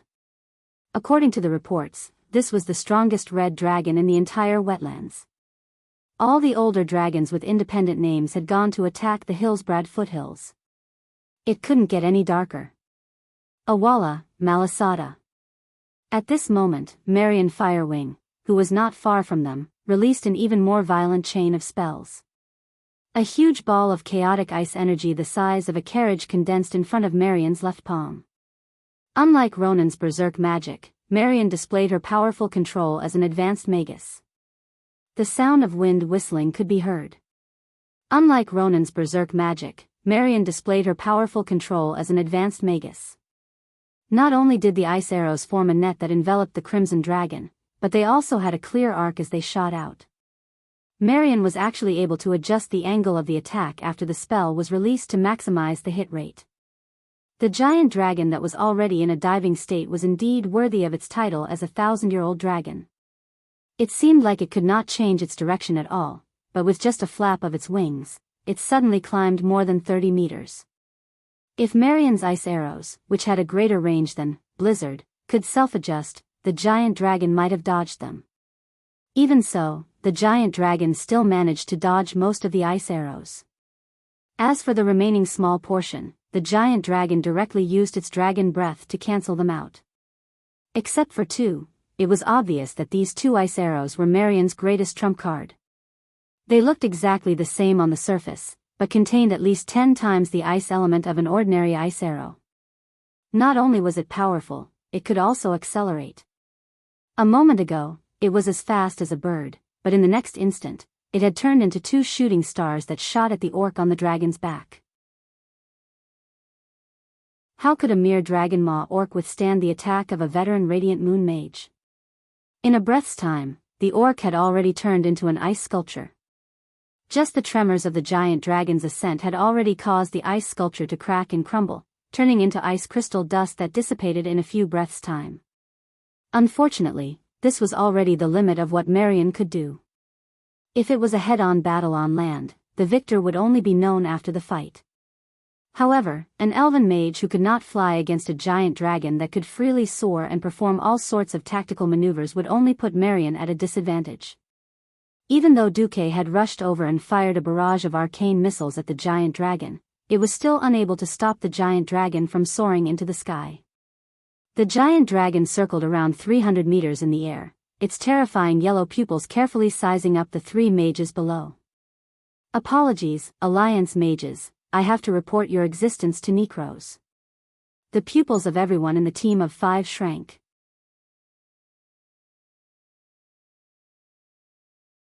Chapter 474. Unlike the others, Duque completely ignored Ronan. The dragon's figure was reflected in his eyes. But whether it was Ronan or the dragon, Duke didn't really care about either of them. What Duque cared about was Deathwing. If he couldn't attract Deathwing's attention and get the Black Dragon King's interest, then it would be useless no matter what he did. There wasn't a single warlock in the entire alliance. Apart from warlocks, no one could use the artifact Demon's Soul. Even if Duque was a warlock, he wouldn't use such a method to take control of Alexstrasza. Of course, how to deal with the current situation was also a problem. A young dragon with a body length of 23 or 24 meters and a wingspan of almost 20 meters. If they left it alone, just the fact that it wouldn't come down and was circling in the sky like a demon to summon the dragon was enough for the team of 5 to suffer. After Sasha arrived, she tried to use the ability she obtained from the storm altar to aim at the dragon's eyeball. She failed. 300 meters above the ground, the flow of the wind had become extremely chaotic. She had indeed awakened the power of wind, but that was more of a control over the wind. It wasn't like her elder sister who strengthened herself with the storm. One shouldn't think that a dragon's eyeball was easy to damage just because it was a weakness. As long as a dragon was more than 1,000 years old, its transparent eye membrane would be as hard as steel. Sasha bit her lower lip and said in a clear voice, "If anyone has a way, it's best if you use it now." Everyone first looked at Marion. She was the best fighter among the 5. But the radiant moon mage spread her hands. "It's too far." Everyone noticed that Marion said it was too far, not that they couldn't fight. Then, everyone ignored Ronan, who was at a loss of what to do, and ignored the short-handed Holy Knight. They focused their attention on the core of the team, Duke. Duke looked at the red dragon circling in the sky and asked Sasha, "Can you help me guide my magic?" "How?" "I need you to blow the elemental particles from my body onto that big lizard." Sasha was no fool. She was smart enough to immediately understand what Duque meant. Putting aside the power of the spell, just the fact that the direction of the wind could change at any moment made it difficult for the spell to hit a target more than 100 meters away. In fact, in a large-scale war, there was no way to coordinate the power of so many pharaoh mages without a large-scale mana amplification magic array. What Sasha had done was actually some sort of amplification. Even if they did not know how to use magic, the High Elves were still very sensitive to the flow of elemental power. Not bothering to avoid suspicion, Sasha pressed herself against Duque's back and pointed at the giant dragon 300 meters in the air. A gentle breeze blew from their backs, and their silver hair fluttered in the wind, gently caressing Duque's face. The eyes of the 3 people beside them were transfixed, because in that instant, they vaguely felt that the hair colors of the 2 were unexpectedly the same. In the scene before their eyes, the 2 figures seemed to have blended beautifully. Even with a beauty hugging him from behind, Duque did not have the time to be distracted. He carefully sensed the trajectory of the fire elemental particles that he had released. In his retina, he could see the system elf rapidly calculating the trajectory of the shot with a 3D model. Wind direction, wind speed, fire elemental particles, all the data flashed in Duque's mind. This time, Duque raised his right hand, which was under Sasha's jade arm. Their arms overlapped. Duque then raised his left hand and placed it on Sasha's right arm. He softly chanted an incantation, and a fireball the size of a basin condensed in front of their fingertips. The fireball was very small, so small that it was about the size of a magic apprentice who had just learned fireball. With a soft bang, the fireball flew out. Amateurs enjoyed the show, while experts appreciated the artistry. Gavin Rad was just an onlooker, but Marion and Ronan's eyes were glued to the small fireball. The fireball shot up into the sky with an eye-catching tail of flames. If it were a magic apprentice's fireball, it would probably dissipate after flying 30 meters. Duque's fireball was different.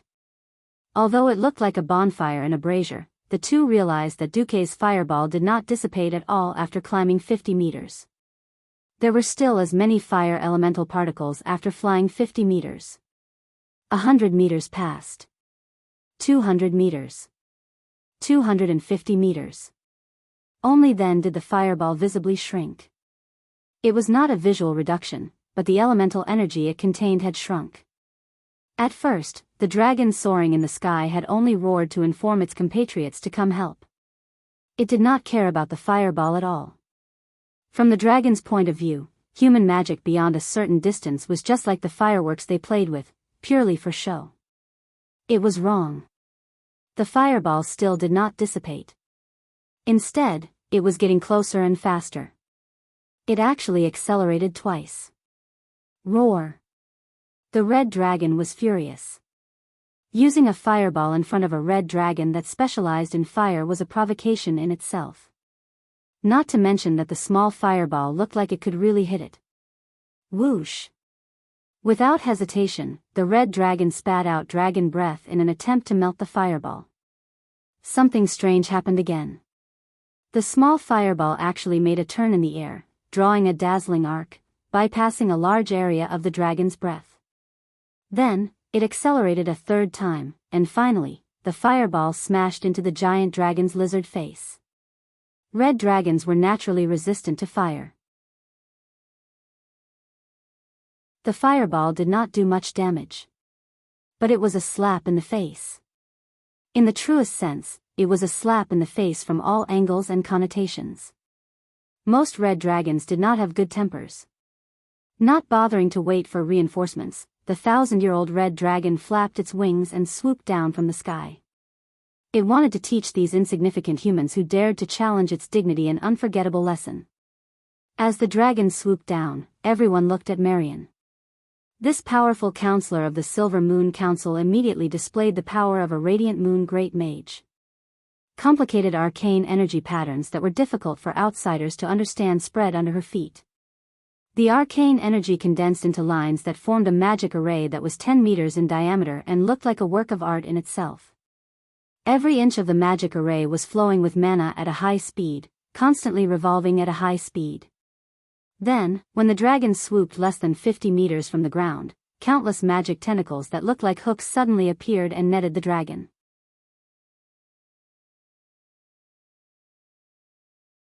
Chapter 475. It would be a joke to use magic to suppress a dragon that was known for its strength.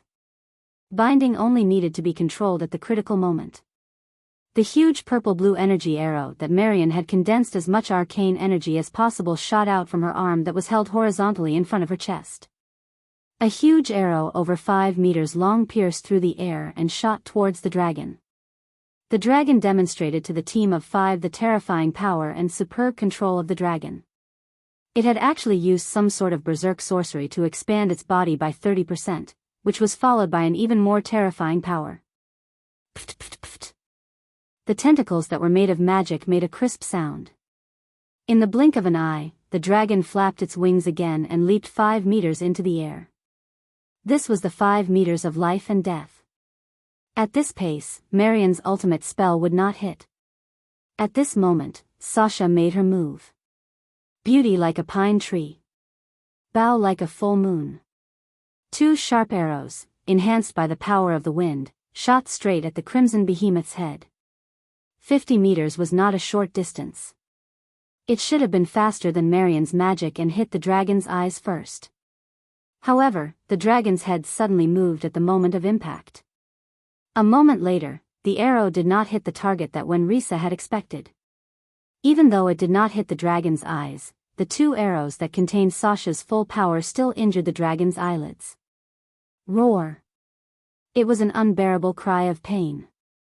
This could only blind it, not kill it. At this moment, no one noticed that Duque had used the swamp beside him to stack arcane impact. Most mages could stack 4 to 5 layers of arcane impact, at most, but Duque had stacked it up to 12 layers. And he was using both hands, stacking 12 layers of arcane impact. The future Archmage Ronan was dumbfounded, and Marion, who was at the peak of the mystical domain and second only to the 2 kings of magic, was even more shocked. This control. Was Duque still human?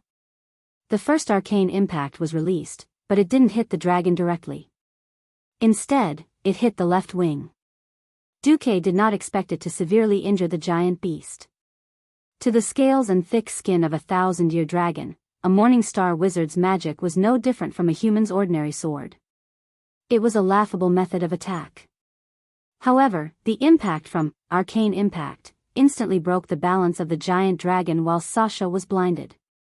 The entire dragon was flipped over 45 degrees. The second wave of arcana techniques was unleashed. This was the real deal. A huge ball of arcane energy exploded on the dragon's head. It was as if an invisible and untouchable 100-meter-tall giant had clenched his fists and punched down from above. There was a rumbling explosion in the air.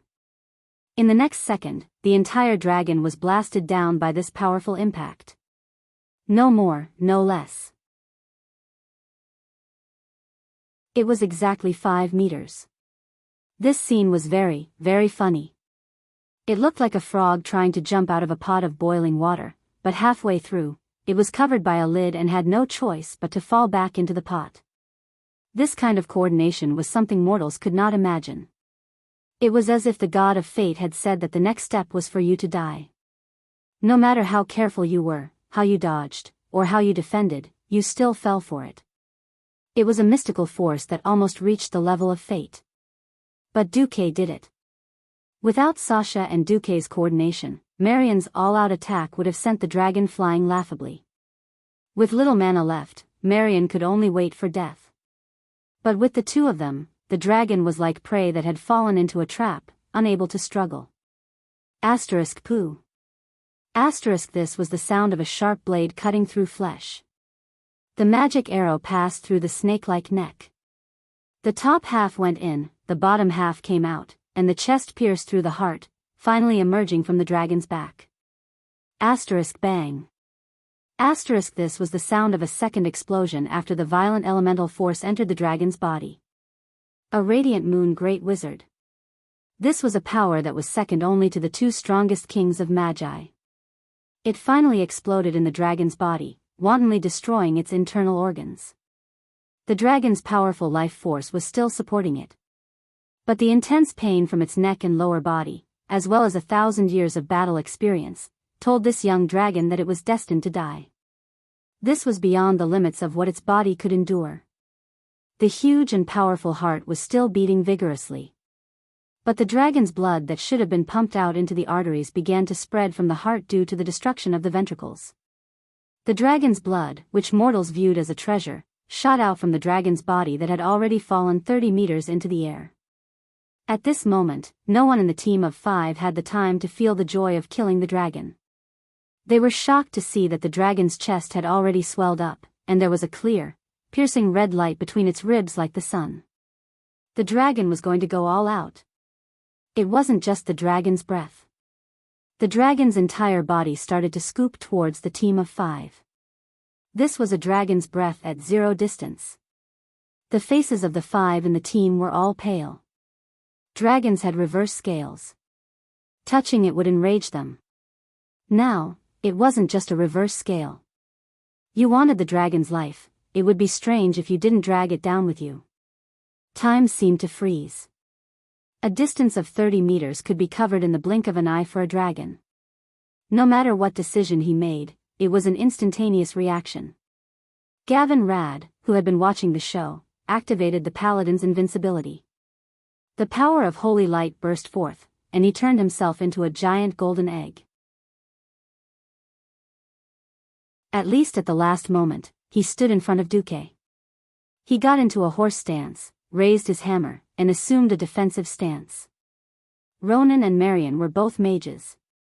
They flashed as far away as they could, followed by a beautiful ice barrier. Yes, these two opened the fridge. Only now did Sasha realize that her teammates were all shameless hooligans. 1 invincibility, 3 fridges. All of them could save themselves at critical moments. But she was a ranger. No matter how fast she ran, she could only run. How could she be faster than a dragon that was flying in the sky and diving at high speed? Sasha's pretty face lost all color. Her delicate face was almost the same color as her silver hair. She forgot to breathe and forget to run. She had simulated over 100 scenarios in her mind, but none of them could let her escape. The dragon was too fast, and the range of its breath was too wide. If a dragon of this level breathed down, the area within a 50-meter radius would definitely turn into a fiery hell. Not even a blade of grass would grow. Sasha was in despair.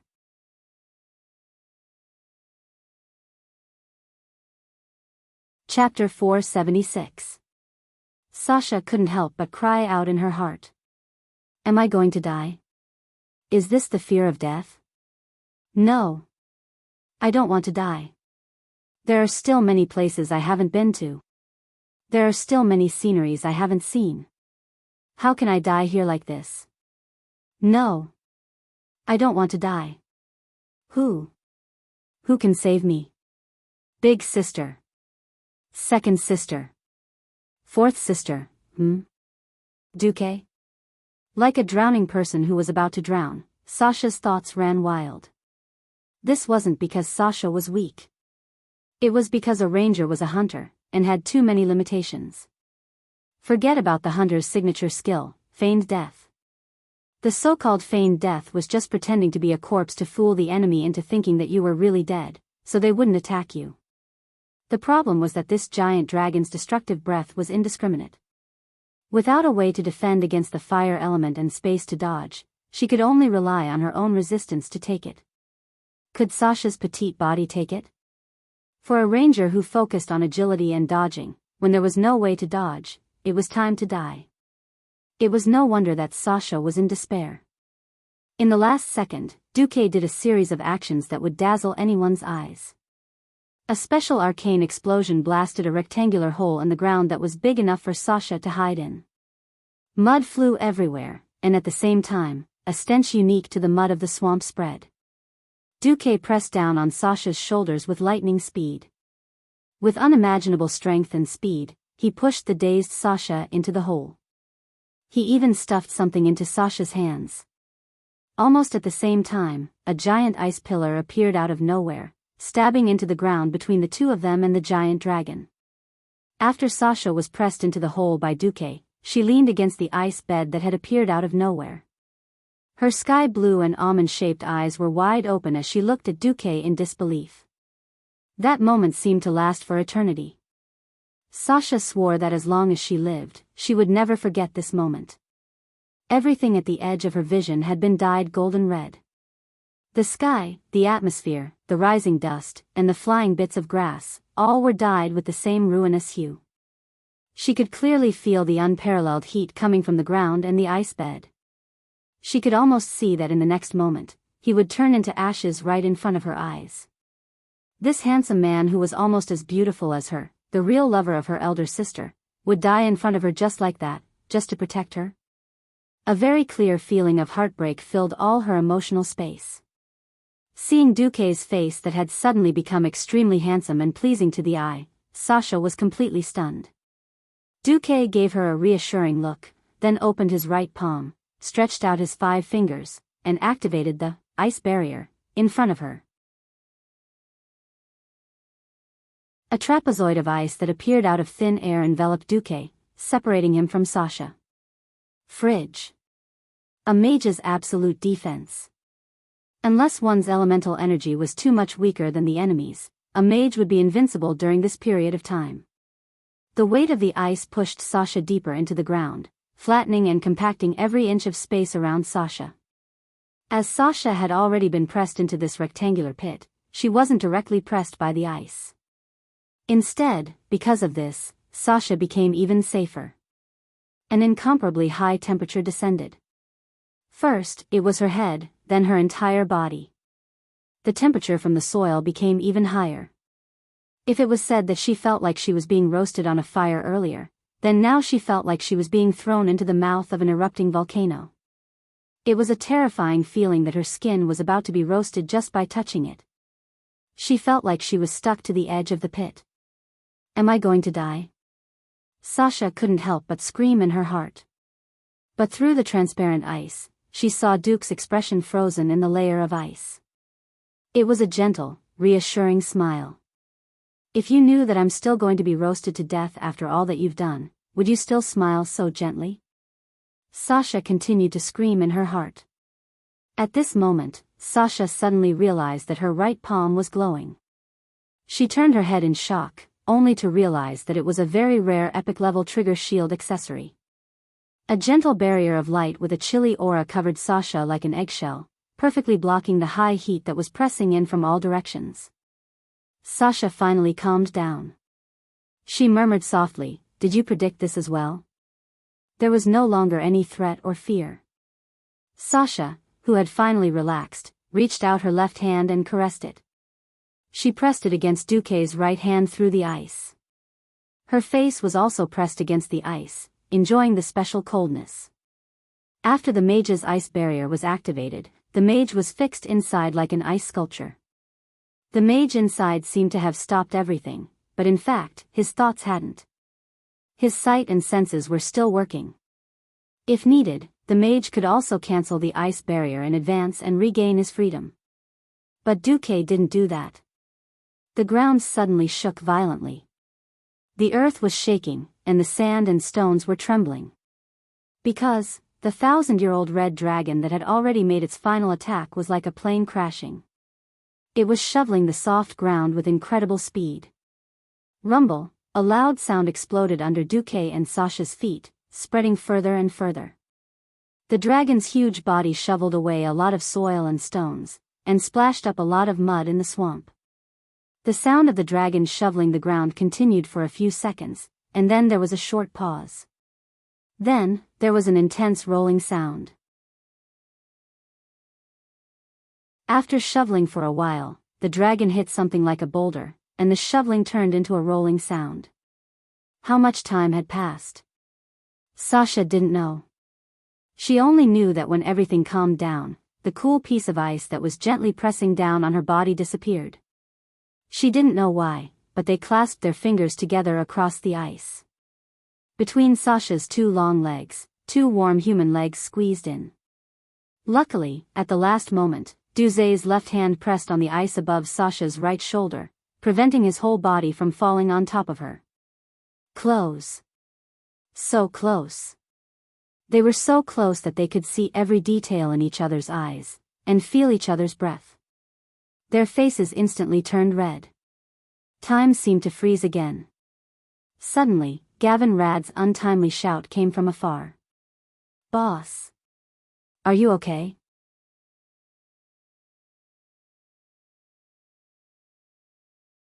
Chapter 477.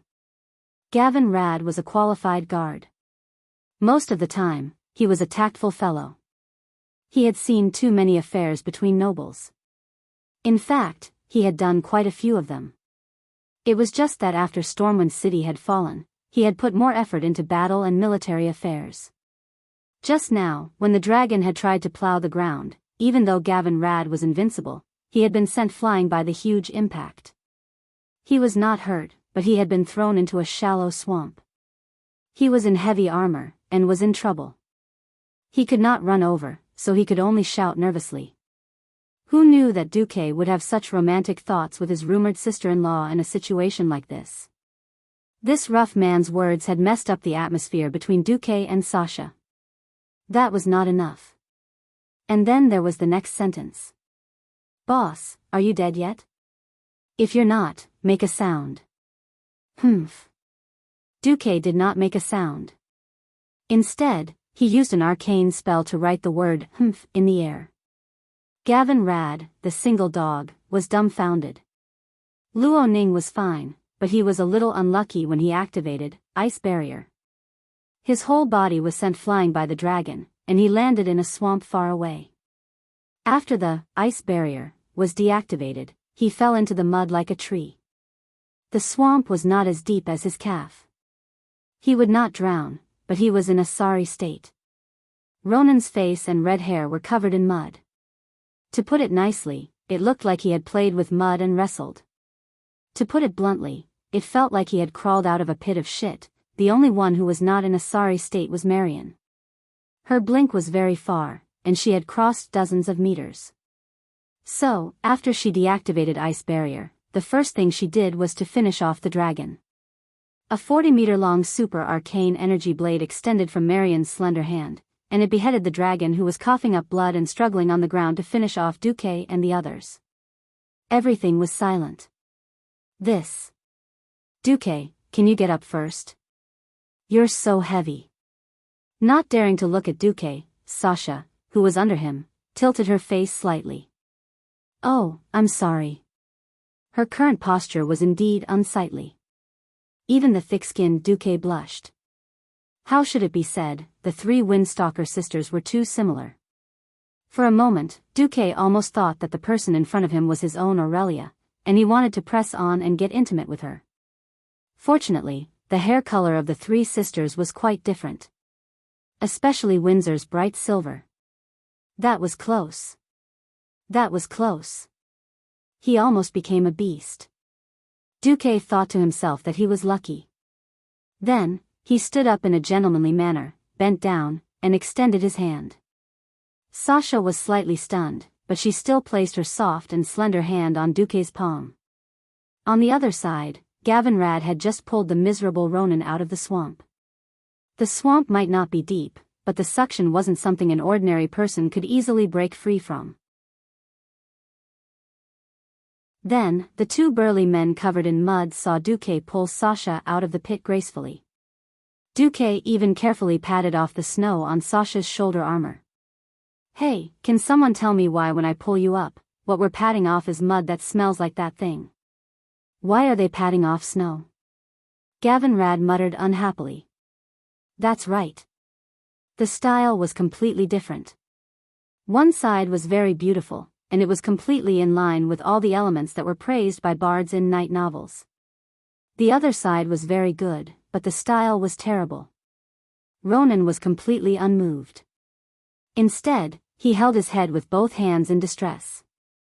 I only saw that I once again helplessly watched my teammate in danger of death. The one who risked his life to save his teammate was the great Duke Marcus, not me. Gavinrad was originally very angry at the troublemaker, Ronan. But after knowing that Ronan had caused the death of his teammate and the pain and self-blame that he couldn't hide, Gavinrad suddenly felt pity for the rough red-haired mage. Marion was very unhappy. She was clearly the main damage dealer. Why did the main character become Duque? No, that wasn't important. What was important was why Duque actually had something going on with his sister-in-law. That was what Marion was most unhappy about.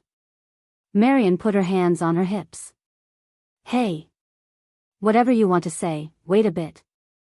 I insist that we move immediately. Based on the speed of those lizards, more will arrive in 10 minutes at most. How far could they go in 10 minutes? The horses of the five were all startled. Ronan's horse was swallowed in one bite, and the other horses were nowhere to be seen. The only one that could be seen was Gavinrad's horse. Perhaps the horses of paladins were especially easily inspired by the holy light and were especially courageous. Anyway, Gavinrad's heavy warhorses didn't run. They just stayed at the edge of the swamp and watched Gavinrad. However, when Gavinrad came out of the swamp and passionately hugged the horse's head, the horse seemed to have smelled Gavinrad's unpleasant odor. It actually snorted, turned around, and galloped 10 meters away before turning back to look at Gavinrad. It was clearly saying, "Don't touch me if you don't wash yourself clean." Oh my God. I'm so handsome, but my horse is actually looking down on me today. Gavinrad looked like he had nothing left to live for.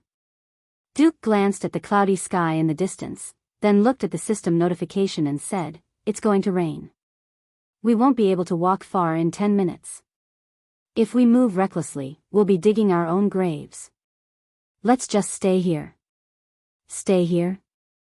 Marion's eyes widened in disbelief. Of course, we'll disguise ourselves. At this moment, Marion, Gavinrad, Sasha, and Ronan were all stunned. What kind of disguise could they do in 10 minutes? The 100-meter-long ground was still burning.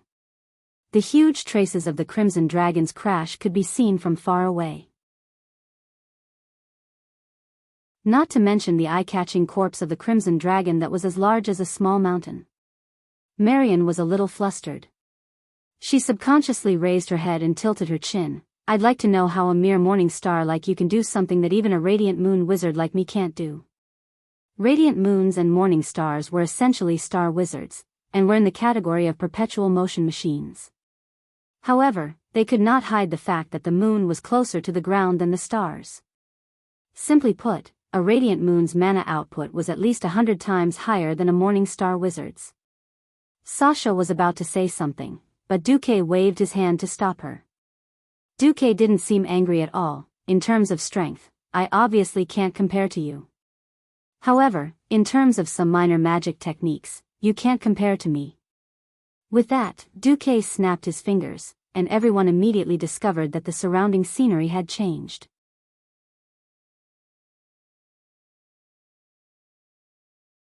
Chapter 478. A huge canopy started to cover everyone's heads. It extended in a small curve from the top of their heads in all directions.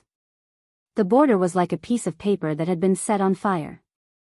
A burning mark that kept moving downwards appeared in everyone's field of vision. When it felt very realistic, but still a little distorted, everyone came to a realization. No, it should be said that Gavin Rad was the only one watching the show. Everyone, including Sasha, suddenly realized that the scene they saw from the canopy had become a little illusory and hazy. Illusion? But this big? An area of effect spell that spanned hundreds of meters left everyone speechless. The two mages and the ranger all used their own abilities to charge out of the area covered by the illusion. Gavin Rad saw this and immediately jumped onto his horse, running out to watch the show. When they charged out and looked back, everyone's mouths, which had already been slightly open from shock, immediately widened. What did they just see? The huge deep mark that the giant dragon had made when it fell was gone. What they saw was just an ordinary muddy road in the swamp. The dragon corpses that had been piled up like a small hill had now become a small hill. As if the heavens were helping Duque, rain started to fall from the sky. It seemed that the thick burnt smell and the unique fishy smell of dragon blood would be diluted in a while. Seeing this, Gavin Rad breathed a sigh of relief. But unexpectedly, the two pharaohs' expressions became even more nervous. Not good, Ronan cried out in shock. Only the spellcasters themselves knew the limitations of illusions. The bigger and more complicated the scene created by the illusion, the more it tested the spellcaster's skill. If it was said that when the rain poured down, there wouldn't be any water left in the area of the illusion. As long as the observer wasn't an idiot, they would definitely be seen through. Ronan cried out in shock. Marian also clenched her fists nervously. Once again, they couldn't believe their eyes. What was that? The rain poured down from the sky, and the dense and long lines of rain fell to the ground. It didn't have the unstable feeling of being in a trance like a low-level illusion. It did not have the rigid intermediate illusions, which did not care if it was raining or scattering sand. Everything inside the illusions would be absorbed without making a sound. They only saw that after the rain line fell into the field of illusion, it looked like the rain line was still falling naturally from the outside. When it fell to the ground, it created small splashes, and when it fell into the puddles of the swamp, it created small ripples.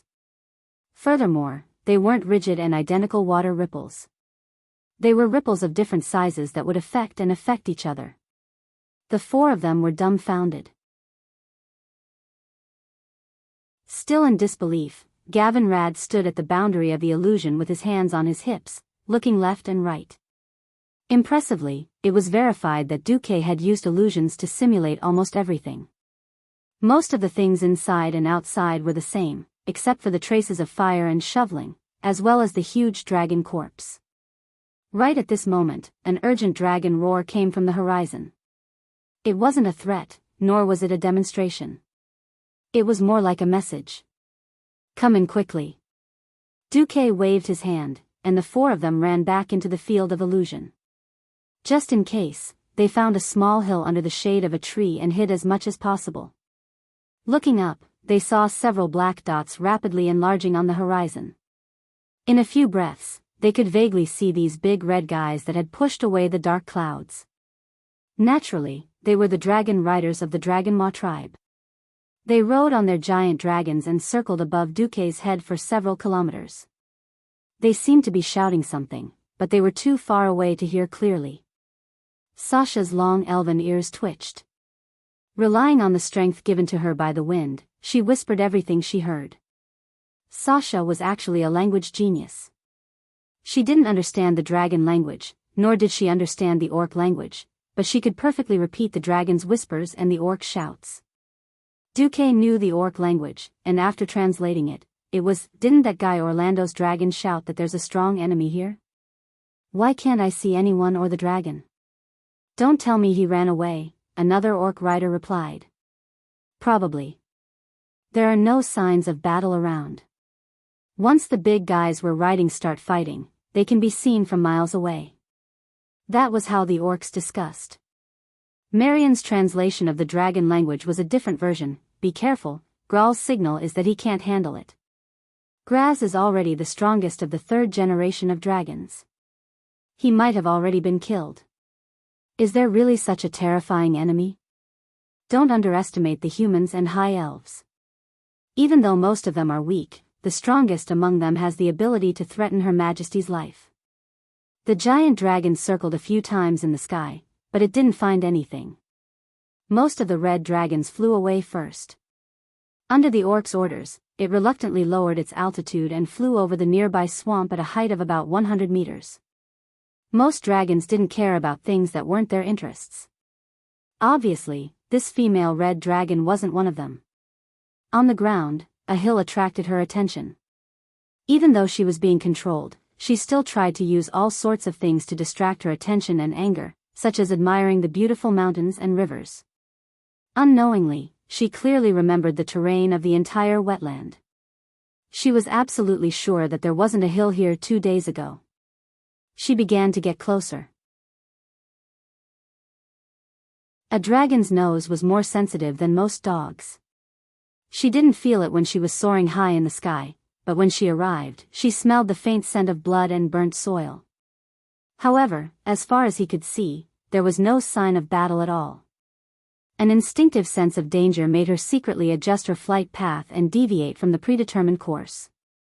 If the other party really killed Graal, who was known as the strongest of the third-generation dragons, in such a short time, then she would only be sending herself to her death if she bumped into him. This female dragon's cautiousness saved her life. That's right, she was originally flying straight towards the corpse of the already dead Graal. She stealthily deviated and ended up brushing past the edge of Duque's illusory domain. Most red dragons preferred melee combat, but there were also geniuses like Krasis. This little female dragon noticed something was wrong the moment she brushed past the illusory domain. She turned her yellow eyes slightly and saw through the illusory domain. She was shocked to see Graal's corpse and a human mage smiling at her under the shade of a tree. No, there wasn't just one mage. She saw at least 3 mages, a paladin and a ranger.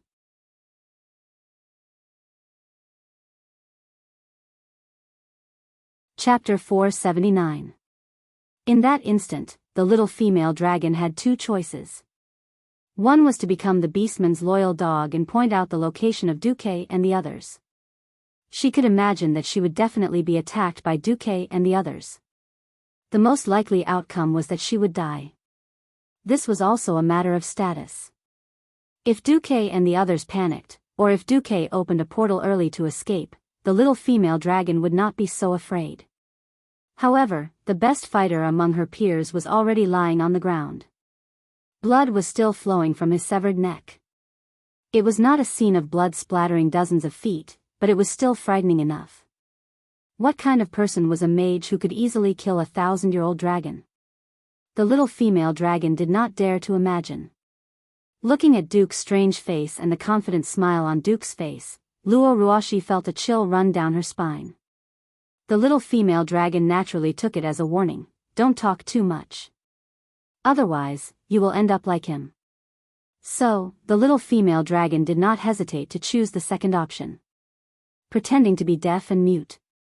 After all, if the queen was rescued, she might still have to mix with the humans and elves in the future. The Tirisful Council had worked together with the 4 major dragon races for thousands of years. The little female dragon whispered in dragon language, I didn't see anything. The little female dragon was not sure if he had heard her. Unexpectedly, in the next second, the young human used arcane energy to produce a line of words. It was standard dragon language, and on it was the name of the leader of the Red Dragon Army, Alexstrasza.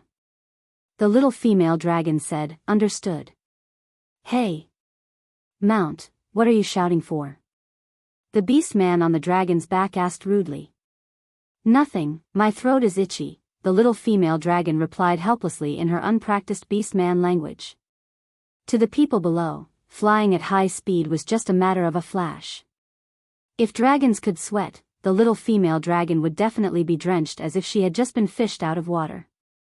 The dragon's shadow disappeared into the distance. The group of 5 finally sighed in relief. The danger had passed. How to clean up the mess was now on the agenda.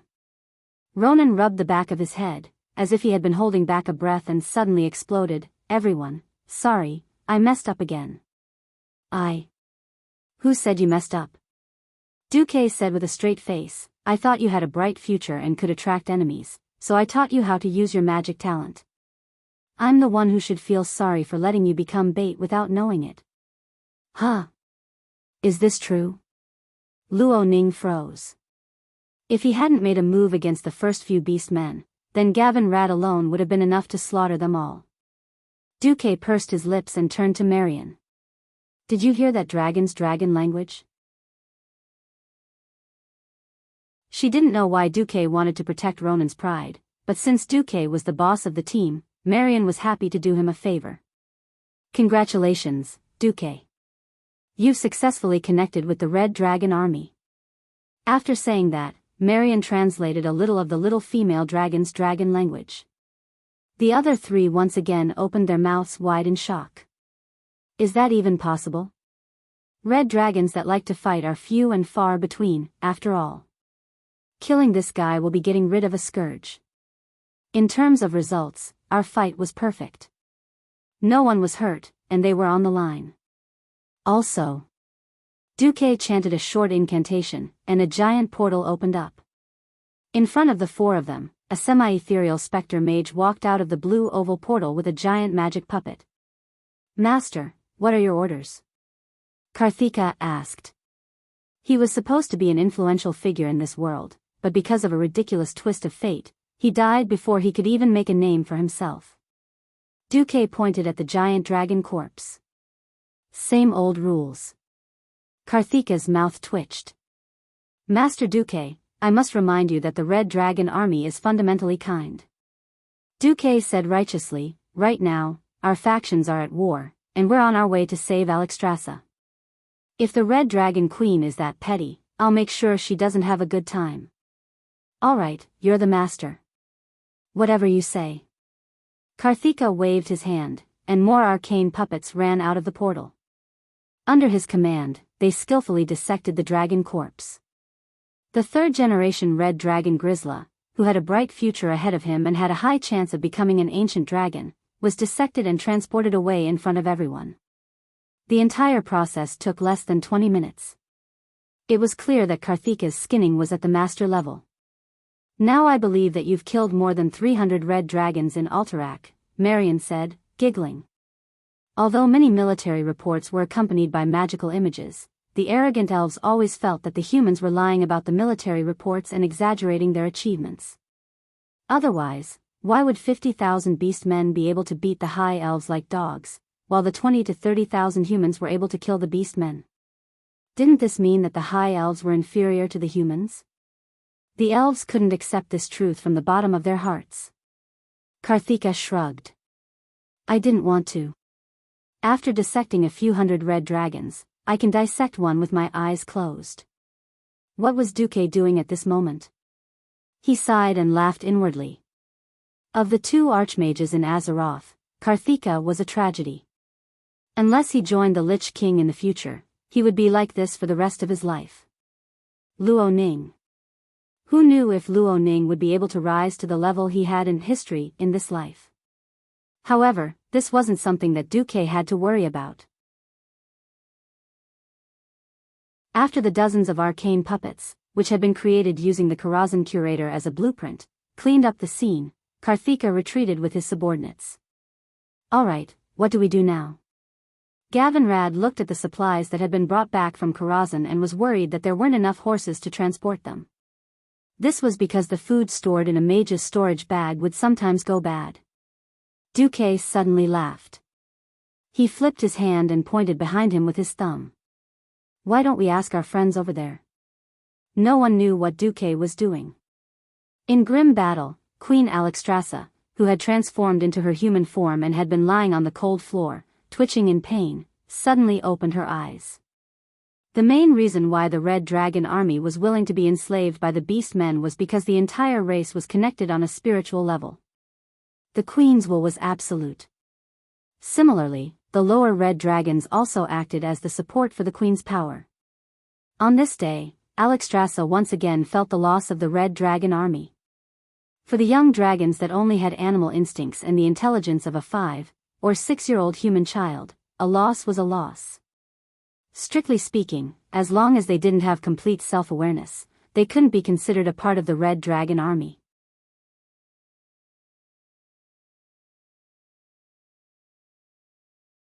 Chapter 480.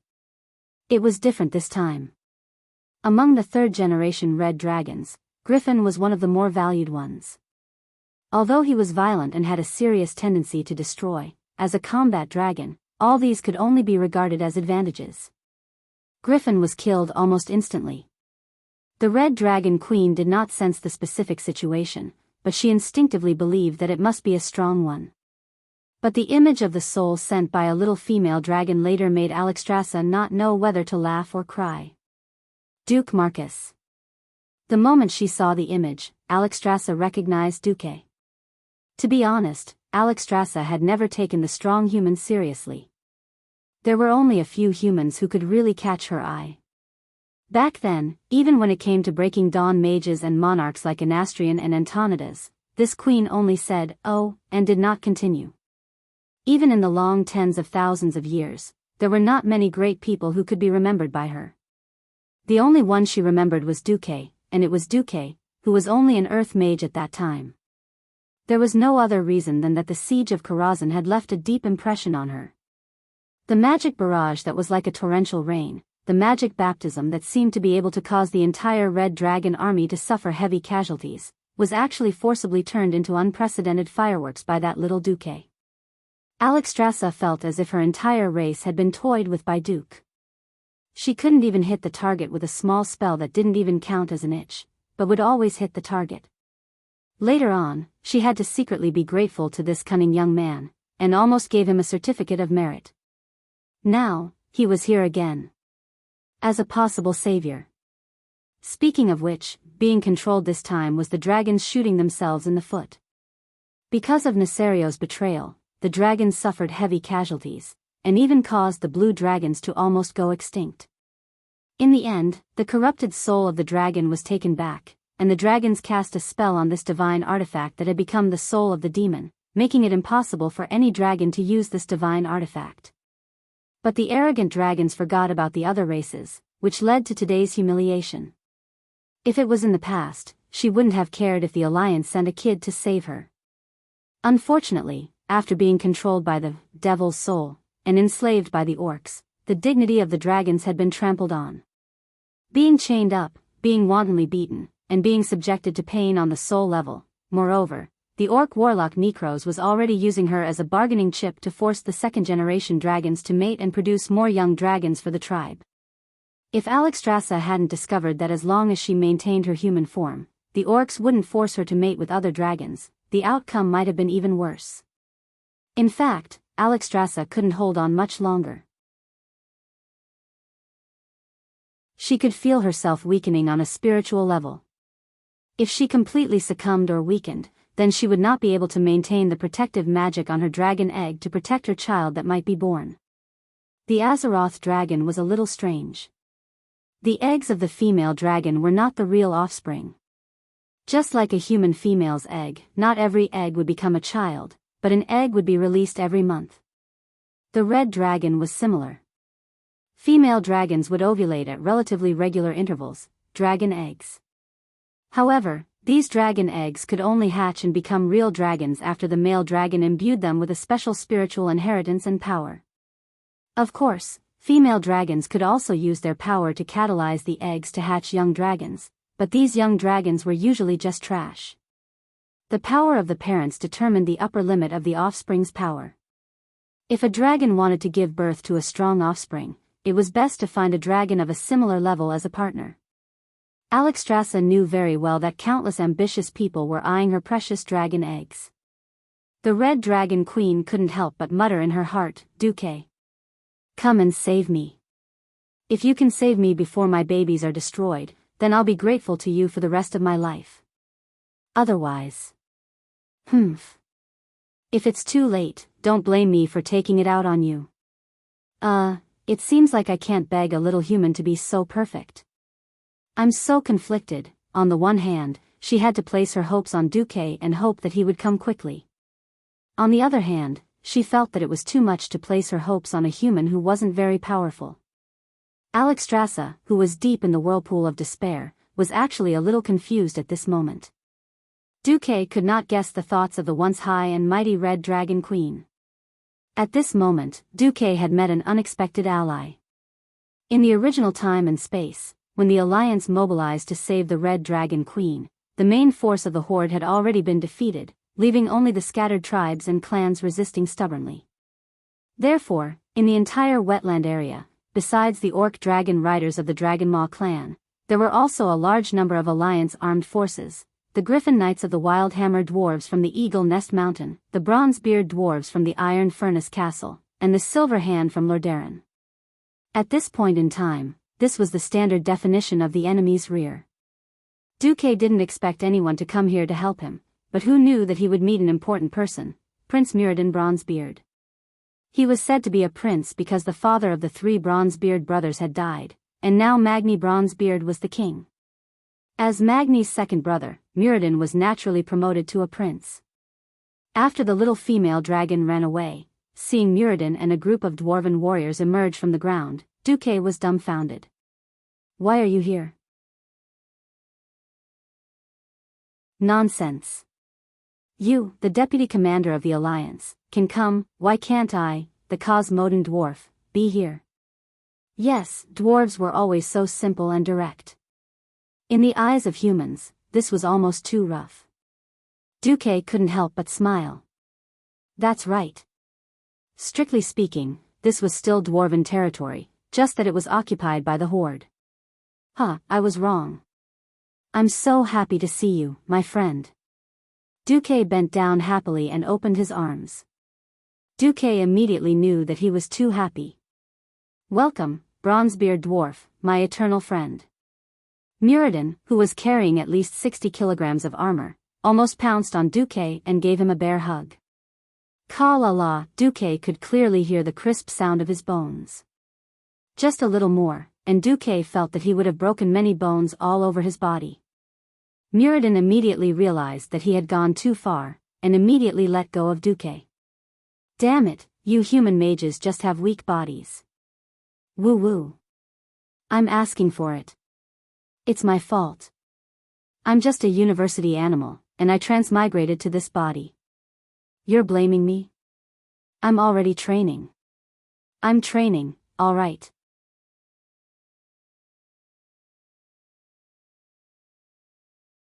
Chapter 481. Duque lamented in his heart as he complained, "Not every man is called Arnold Schwarzenegger." Alas, Azeroth was still a world with backward medical care and harsh natural environments. Babies who weren't particularly strong couldn't survive to adulthood at all. In a sense, the average physique of modern people was actually far inferior to that of medieval European adults. That was a long story. Ahem. Duque coughed a few times before he could catch his breath. Muradin glanced around. "Come on, let's get back to our base." The dwarves really had burrowed out of the ground. No one would have thought that under the wet, muddy swamp, the dwarves had opened countless tunnels. They weren't simply reinforced with wooden planks, but tunnels with standard beams and pillars, as well as stone roofs. Looking at the tunnel, which was rather low by human standards and was wet from time to time, Muradin immediately apologized. "I'm sorry, my friends, we didn't mean to mistreat you. After all, this is built to dwarven standards. The most majestic dwarf wouldn't be taller than 1.6 meters. So the dwarves already found the tunnels at a height of 1.8 meters to be very comfortable. This was hard on the big guy, Gavin Rad, who had to crouch all the way along. Walking in the tunnels, everyone got over it. Only Marion used her magic, a little disgusted. She covered the entire ceiling, walls, and ground with frost elements to make sure that the places she walked were relatively clean. Muradin frowned but didn't say anything.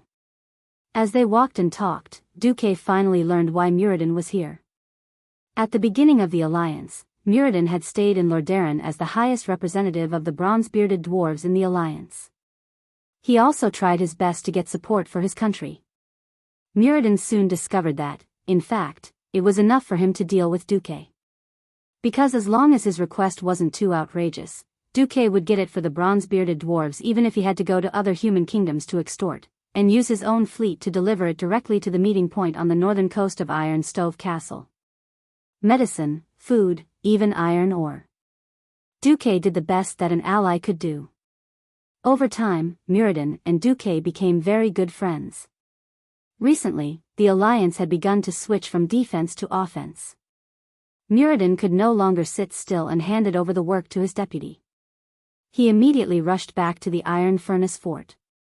In a situation where Magni was unable to allocate more manpower to him, the second son of the Bronzebeard family relied on his dozen or so good friends to attack the mines controlled by the orcs and rescue many of his compatriots from within. Then, relying on these rescued compatriots, they organized a resistance army in the wetlands and attacked the orcs everywhere. Duque couldn't help but laugh involuntarily. I was wondering why the sky was filled with flying dragons, but it turns out they're actually searching for you. Duque felt like he had been implicated. Muradin did not show any weakness. Isn't it to prepare in advance? When you attack Solder Bridge, we can support you from the south. Duque smiled bitterly. After walking for more than half an hour, they finally arrived at the base of Muradin's rebel army, the Verga excavation site in the southern part of the wetlands.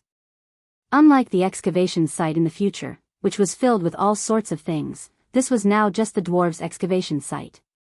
The innumerable pits and complicated terrain gave the orcs a headache. To the orcs, the dwarves here were even more troublesome than groundhogs that loved to dig holes. The orcs had temporarily abandoned this place. In a sense, this was a liberated area for the dwarves. In the huge cave, the dwarves here noticed the guests Muradin had brought, as well as Sasha and Marion in the group. A dwarf's eyes lit up. Beautiful elven ladies. And two of you. The dwarf ran over and bowed clumsily. Falstead the dragon catcher is at your service, elven ladies. Note that this fellow only bowed to Sasha. Only then did Duque realize that before him, the high elves of Kuel Salus were the dwarves' only truly trusted allies. Of course, this did not completely explain why Falstead's attention was focused on Sasha. It wasn't just him, most of the dwarves' gazes were focused on her. Evidently, they found her very charming. Ugh, did you forget someone? At the side, Marion had her hands on her hips, the word annoyed written all over her face. Duque hurriedly tried to smooth things over. All right. For the sake of your liberation, let's get down to business. The group of 5 ignored this little interlude, and went to an even more secluded cave within the large cave. It was very narrow when they entered, and there was a huge sluice gate. According to Muradin, it could even block out dragon breath. When they arrived at Muradin's command center and saw the flags representing the orcs on the sand table, Duque immediately realized that things were more troublesome than he had imagined. He saw many small flags near the Grimbader fortress that was now under the control of the orcs. Muradin introduced them to Duque one by one. Those damned green-skinned creatures knew this day would come. Ever since Orgrim and the Horde suffered a tragic defeat at the gates of Lordaeron, the Horde's forces began to gather here. Look, these are all second-rate clans of the Horde. Each clan has about 10,000 to 30,000 people, and most of them are adult orcs. This is a steel tooth, that's a digging tooth, and that's a broken axe. Duque narrowed his eyes. Without the Red Dragon army, the victorious Alliance army would not take long to reach the Cosmodan region. Yes, the Alliance of Lordaeron might have to go all out to reach here, but Duque had no doubt that the Alliance could do it. Duque could almost imagine the scene of the Alliance army gathering north of Solder Bridge. However, as long as Orgrim was still the chief of the Horde, he could imagine that the Alliance wanted to further weaken the orcs before the army attacked.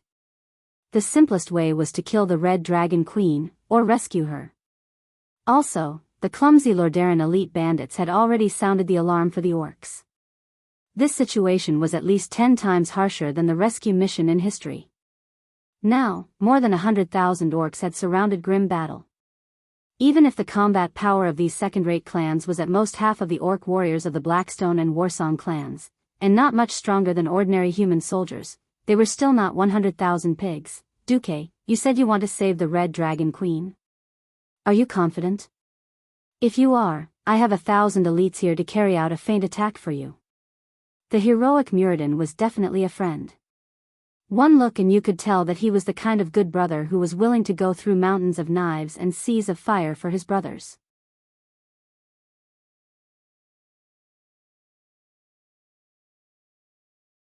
Chapter 482. In history, Muradin and his younger brother, Buf Lang Bronzebeard, founded an organization known as the Association of Explorers. Later, one of Muradin's adventures took him to the icy hell of Northrend in the north. There, he began to search for a cursed sword called Frostmourne. However, he was surrounded by a large number of undead troops and forced to retreat. Under the fierce attack of the undead troops, he found himself rescued by his old friend, Earthes. In this way, Muradin followed Earthes step by step into a dead end. Even when he saw Earthes disobey his father's orders and burn the departing ships, even when he saw Earthes recruit local mercenaries to fight for him, and then kill them treacherously, Muradin still did not abandon him. It was not until he defeated the guards and found Frostmourne that Muradin read the inscription on the tablet, told him that it was a cursed sword, and immediately prepared to leave. However, Earthes did not care. He walked to the pedestal and took out the sword. The sword burst out of its ice prison, and the flying fragments pierced through Muradin like spears. Muradin did not die, but this became an eternal pain in Muradin's heart. Duque sighed quietly in his heart. He did not want these dwarves to die. Moreover, the most critical piece of the puzzle and the plan was still missing. Muradin was keen on the war with the orcs, but unfortunately, with the intervention of the dragons, the war between the Alliance and the orcs became a very insignificant matter. Compared to the Wing of Death, Cosmodon's more than 100,000 orcs were nothing. Duque muttered in his heart, Nesario, where the hell are you? At the same moment as Duque muttered, Duque suddenly felt two gazes. These two gazes gave Duque a very strange feeling. It was clearly an ordinary gaze, but it suddenly changed. Duque turned his head, but he could not see a single stranger. In the command center, other than his team of 5, there was only Muradin and Falstead, who had just run over to Sasha to please her. This guy was the captain of the Griffin squadron that Kudrin Wildhammer had sent to his cousin Magni. Because there was no need to use the Griffins in the defense of Iron Furnace Castle, he ended up following Muradin. For a moment, Duque almost suspected that his feeling was wrong. But who was Duque? He was one of the best transmigrators after transmigrating to the hell-level world of Azeroth. Duque, who claimed to be an old driver from hell. Duque had always believed in his intuition because he firmly believed that the so-called intuition of danger was just the brain's judgment of dangerous situations. Perhaps he couldn't react rationally, but his brain had already determined that this was a dangerous situation, and he instinctively informed Duque.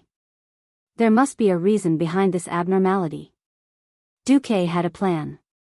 Falstead, are you familiar with the Orc Dragon Cavalry's patrol route? Falstead was happy to show off his strength in front of Sasha. If it was still those brainless green-skinned creatures commanding the red dragons blindly, I might still be worried. Because you can never talk to a fool about the rules. When he said this, the entire command center burst into laughter. The orc commander might be more intelligent, but most of the orcs under him were pure boorish men. Dealing with such a person was a headache for both the enemy and friend. Falstead's voice rose an octave, but I found that those stupid green-skinned creatures were fooled by the red dragons. Not every red dragon is willing to work for the green-skinned creatures. Those red dragons purposely formed a patrolling airspace that looked strict, but was actually full of flaws. As long as you are willing to trust me, I can use the griffins to fly you all the way to the foot of grim battle in the dark. This was the benefit of having a local guide. If Kudrin led the army directly in, it would most likely turn into a large-scale aerial battle. The Wildhammer dwarves were not afraid of death, but Duque did not dare to be so wasteful. Duque whistled, not bad. If we can avoid the orc camp, then when we reach the foot of the mountain, I can bring my team all the way to grim battle with illusions. Recalling how Duque used a wide-area illusion to trick the red dragons in the sky, Muradin muttered, "Magic is so convenient. I was thinking that to save the Red Dragon Queen, we would need at least a squad of elite knights and rangers." Duque patted Muradin's shoulder and turned to his team. "All right, let's vote. Do you trust our Wildhammer brothers?" "It doesn't matter." Gavin Rad shrugged. "I will follow your orders, sir." Ronan lowered his head. Marion frowned, but Sasha said directly, "What if we happen to run into a dragon cavalry patrol?" Falstead patted his chest proudly. "If there are less than 4 red dragons, we, the Wildhammer Knights, will tell those big lizards that this is the dwarves' territory." A Griffin Knight squadron had about 15 to 20 Griffin Knights. In fact, this was not a weak force. Seeing Sasha's frown, Falstead comforted her, "Don't worry. If there really is a mishap, we will send you and Mr. Paladin to the ground first." Falstead elegantly ignored the 3 mages. That's right, mages who could not fall to their deaths with slow fall were all F***king hooligans. In the summer, moonless nights were not easy to find. Duque and his team stayed in Muradin's nest for 3 days before the desired weather arrived.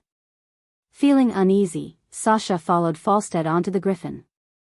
The griffin she was riding on screeched at its companion next door, as if it was mocking them. There were 2 people in the same carriage, but on his side, there was a nimble elf girl, and on the other side, there was a burly, fully armored holy knight. The face of the neighboring griffin had obviously darkened. The dwarf knight had to eat a large piece of raw meat before taking off before the griffin brother flapped its wings and took off. Obviously, either Falstead's patrol route was wrong, or they had run out of luck. Even though the moon was dim, 2 new spots in the distance caught the griffin team's attention. These 2 spots in the sky kept moving, growing larger and larger as they charged towards them. "What are those?" Flying at high speed in the wind, Falstead leaned forward and turned to look at Sasha behind him. He knew that this elven ranger had better night vision than him.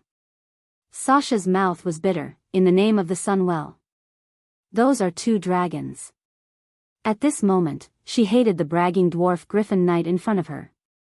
What happened to sneaking into the village and not wanting to shoot? Dragons, and there were 2 of them at once. "Are they red?" Falstead pressed, unwilling to give up. "Does that matter? Dragons are dragons. Will there be dragons of other colors on this battlefield?" "They're charging at us at high speed," Sasha shouted.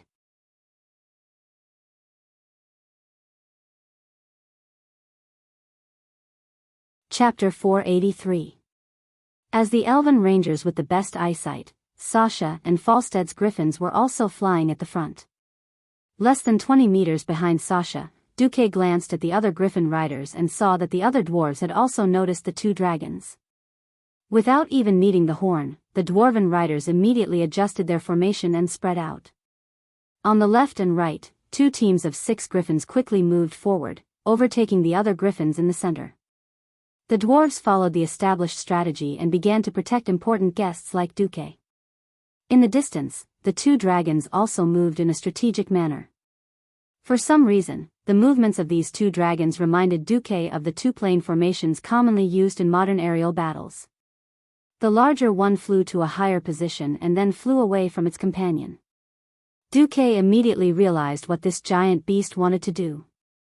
Even if he didn't want to admit it, he had to admit that griffins and dragons had a limit. Griffins could still use tactics to counteract the red dragon's racial advantage against a young red dragon. Once the red dragon rose to the level of a young dragon, apart from Kudran's Griffin King, no griffins could keep up with the young dragon's movements. It was just like how the Griffin was a propeller biplane from World War I. If it was up against a more advanced propeller monoplane, it might be able to put up a fight, but against a 5th-generation jet plane, it was just a joke.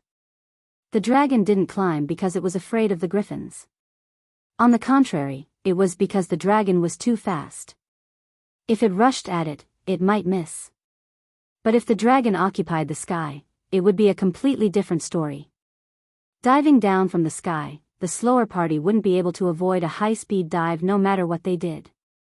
The dragon used the sky as a jar, put the griffins and the passengers in the middle, and then caught them like turtles in a jar. These two are experienced riders.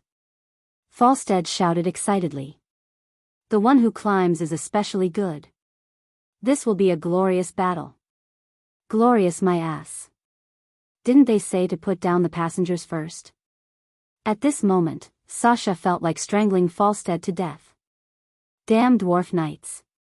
Once their blood boiled, they couldn't care about anything else. According to human legends, dwarves were born from rocks. Of course, this legend had no basis, but it could also describe the stubbornness of the dwarves. Once he made up his mind, he would not change his mind no matter what. There were less than 20 breaths before they would enter battle mode. Sasha was so anxious that she was cursing out loud. Apart from Lilith, that expressionless and cold ghost, the other 3 Windrunner sisters all had very pleasant voices. Even though Sasha was scolding people now, it still felt like an oriole was singing. Falstead ignored all of them and actually carried the guests to charge forward. At that moment, Falstead suddenly heard the sound of his own horn from 20 meters away. Woo! Woo, woo. One short, one long, one short. Huh! Wasn't that their squadron leader's signal to retreat? Woo, woo, woo, 3 long. This was an order for everyone to retreat together and prioritize protecting the important goods. The strong wind brought about by the high-speed flight made people's shouts almost inaudible. Only the sound of the horn was slightly clearer. The night also made it difficult for the other Griffin Knights to see Falstead's movements clearly. The Dwarven Knights were highly disciplined, so they chose to follow orders unconditionally. Falstead blew his beard and glared. Only then did he realize that Sasha had touched his horn and given the command without permission. Furthermore, the sound of the horn was right. Hee. Sasha raised the horn with one hand proudly. Luckily, Duque gave me a brocade pouch before we set off. He told me to open it when you didn't listen to orders. Send an order from the Alliance's deputy commander, Duke Marcus. He orders you, Falstead Dragon Catcher, to immediately descend the griffin. Otherwise, he will have Sir Cudrin Wildhammer forbid you from ever flying again. Falstead was not afraid of anything. He was only afraid that he would not be allowed to fly again. The Wildhammer Knights who soared in the sky were not afraid of dying in the sky, but dying helplessly on their sickbeds. This time, Duque had really caught him at his Achilles' heel. Falstead knew that the situation was not good, but he could only give up on fighting the dragon. Damn it. If the dragon charges down like this, half of us will die. When that happens, you, the deputy commander, will have to take full responsibility. I don't care. Carry out the order. Sasha also understood that if she chose to retreat in this situation, it would only give the dragon a chance to take them down one by one. But some things were just like that. After going through the test of life and death, Sasha had an unprecedented feeling in her heart. That was unconditional trust in Duque. The fear of wandering in front of the gates to purgatory, the joy of narrowly escaping death, and the feeling of peace and warmth had long been deeply imprinted in the depths of Sasha's soul. She believed that she would never forget this complicated feeling for the rest of her life. I don't care if others believe it or not, I do. In the end, the Dwarven Griffin Squadron, which never backed down, actually ran away. This was out of the dragon's expectations, and also made the 2 red dragons extremely happy. Because after giving up on speed, these griffins were no different from helpless chicks in the eyes of humans. Suddenly breaking through the dense clouds, the ruler of the sky, the dragon, with unparalleled dominance, proudly descended from the sky. Close. Even closer. In less than 30 breaths, they would be able to tear these annoying birds with little claws into pieces and scatter them in the air. Very suddenly, the 2 dragons felt that they were seeing things for a moment. Huh? Why are there so many griffins? Immediately, the dragons realized that it wasn't an illusion. The griffins swayed a few times, and instantly, a large group of griffins appeared. Not just a dozen, but more than 100. Not just the dragons, but even the griffins themselves were shocked by the additional companions, and let out sharp cries. The knights had a slight headache, but they comforted their mounts. The dragons were dumbfounded. The younger dragon attacked first. It dove down, and with lightning speed, used its sharp claws to grab a griffin. Unexpectedly, not only did the griffin not feel any flesh being cut, it exploded instead. Bam! The explosion didn't cause any damage, but it scared the dragon. Yes, this was a classic case of the other party not wanting to talk to you, so he threw a self-destructing griffin at you. Unexpectedly, after one was blown up, more griffins flew out from the front. The older, more experienced, and more powerful dragon realized that this was a so-called illusion. It tried to determine whether the griffins were real from the sound they made when they flew. It failed. It was shocked to find that the 100 griffins actually made the sound of the wind breaking. The airwaves caused by high-speed flying could not be faked.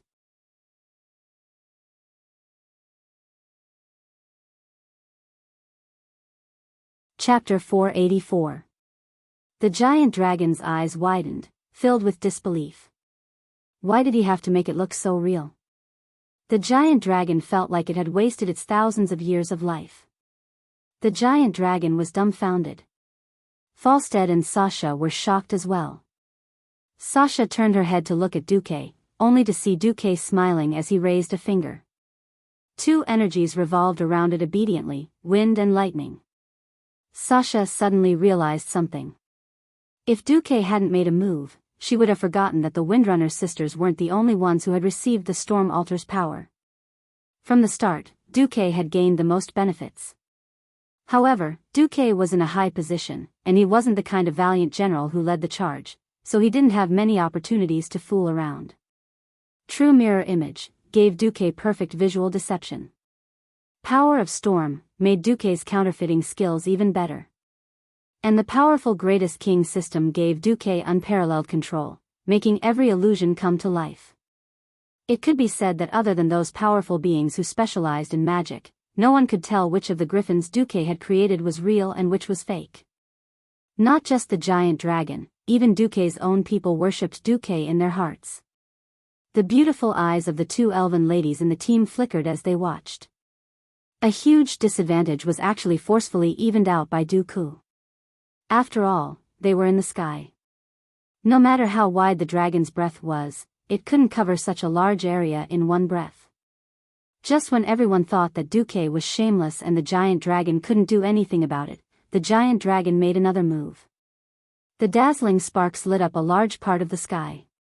Every griffin knight suddenly turned around and saw hundreds of fireballs condensed in the air around the giant dragon's body. Even though it was flying at high speed, these strange fireballs didn't go out and danced around the giant dragon. Magic. A giant dragon that could use magic. The expressions on the faces of the dwarves were very ugly. It was already very difficult to be forced to fight against opponents that were many levels higher than oneself. This dragon could actually cast spells while flying at high speed? Judging from the appearance of those fireballs, they weren't ordinary goods.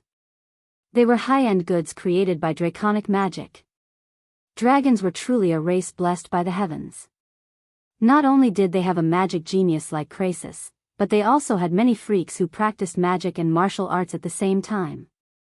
Under the illumination of the fire, the huge dragon's half-opened mouth reflected a dazzling, fierce light.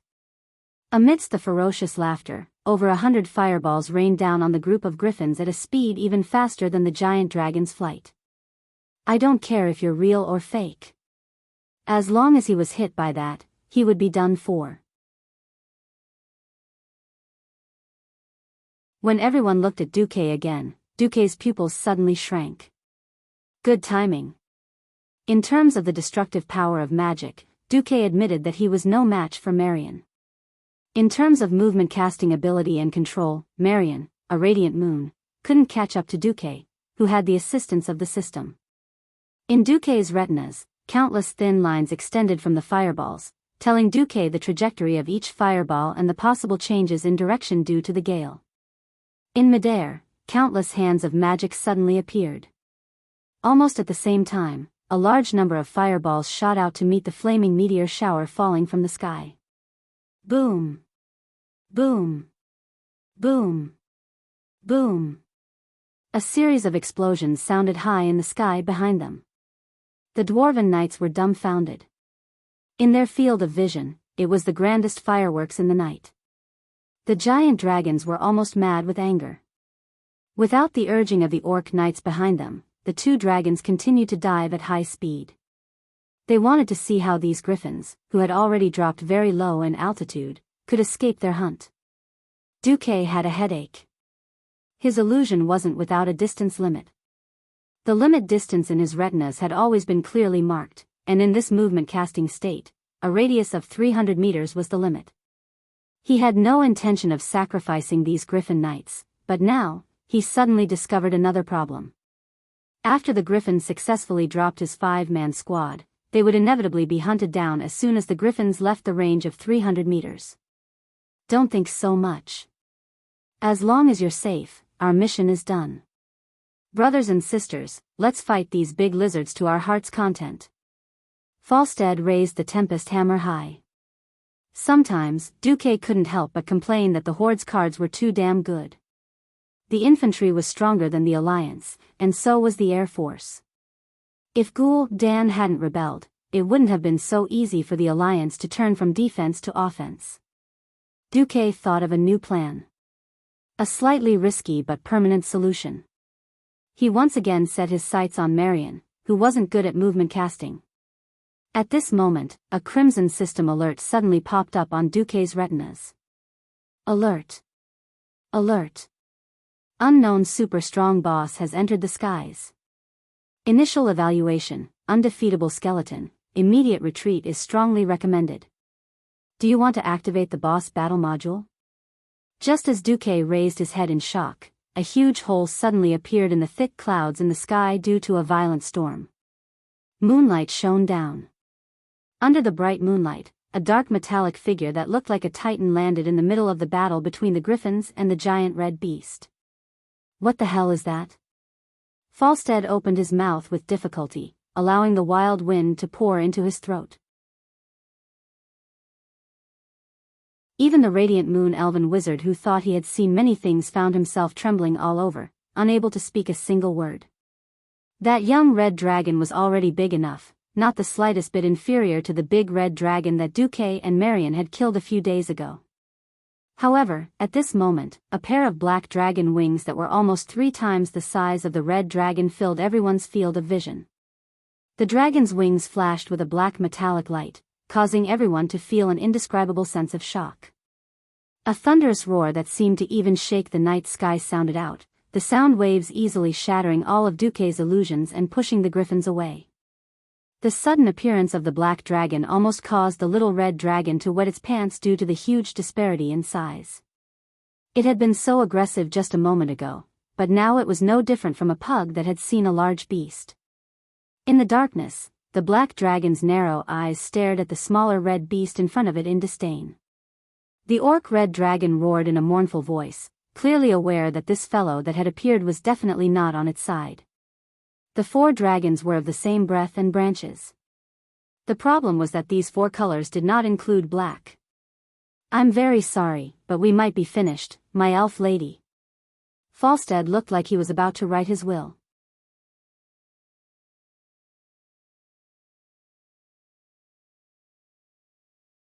Chapter 485. The black dragon spread its wings that seemed to be able to cover the entire night sky, and let out a low, mocking laugh from its huge mouth, waking up every tiny existence. Sasha looked up again. Her eyes widened as she saw a terrifying face. Beneath the pair of huge horns was a pair of narrow, gem-like eyes that shone with a ferocious light. For strong limbs that were filled with explosive power, sharp claws, and a bloody mouth that was spewing golden flames of death. Under the night sky, its crimson stripes gave it a terrifying appearance that was beyond imagination. It was like a legendary devil. But what attracted her attention the most was that everything he could see was metal. The metal that was plated and emitted a strange metallic luster under the faint moonlight almost covered the black dragon's entire body. As long as one reached the young dragon level, the natural dragon scales that dragons were born with had proven to be immune to most mortal weapons. Even ballistae could not penetrate the dragon's natural scales. Why did this dragon have to wear armor to protect itself? What kind of metal was this armor made of? There was no answer. Everyone was fine, but she had never seen metal like this. Sasha did not have the urge to shoot at it, but she instinctively felt that even if she did, it would be a waste of effort. This metal armor clearly conveyed a sense of trance. It had a strength that could not be penetrated by mortal power. And only a very powerful and self-centered dragon would endure the pain of having its body embedded in the alloy. Wings of Death, Sasha repeated the nightmarish name softly. Wings of Death, Neltharion. In the legends of the elves, there were a total of 5 great dragon aspects that represented mystery and the power of nature a long time ago. Some legends claimed that the red Alexstrasza symbolized the true meaning of life. The other dragon aspects knew very little about them. The elves had already felt their influence, and had even come into contact with them on different occasions. But the elven elders had never leaked more information about dragons. However, among the dragons, there was already one that the world was familiar with. It had told the world in its own way before the other dragons.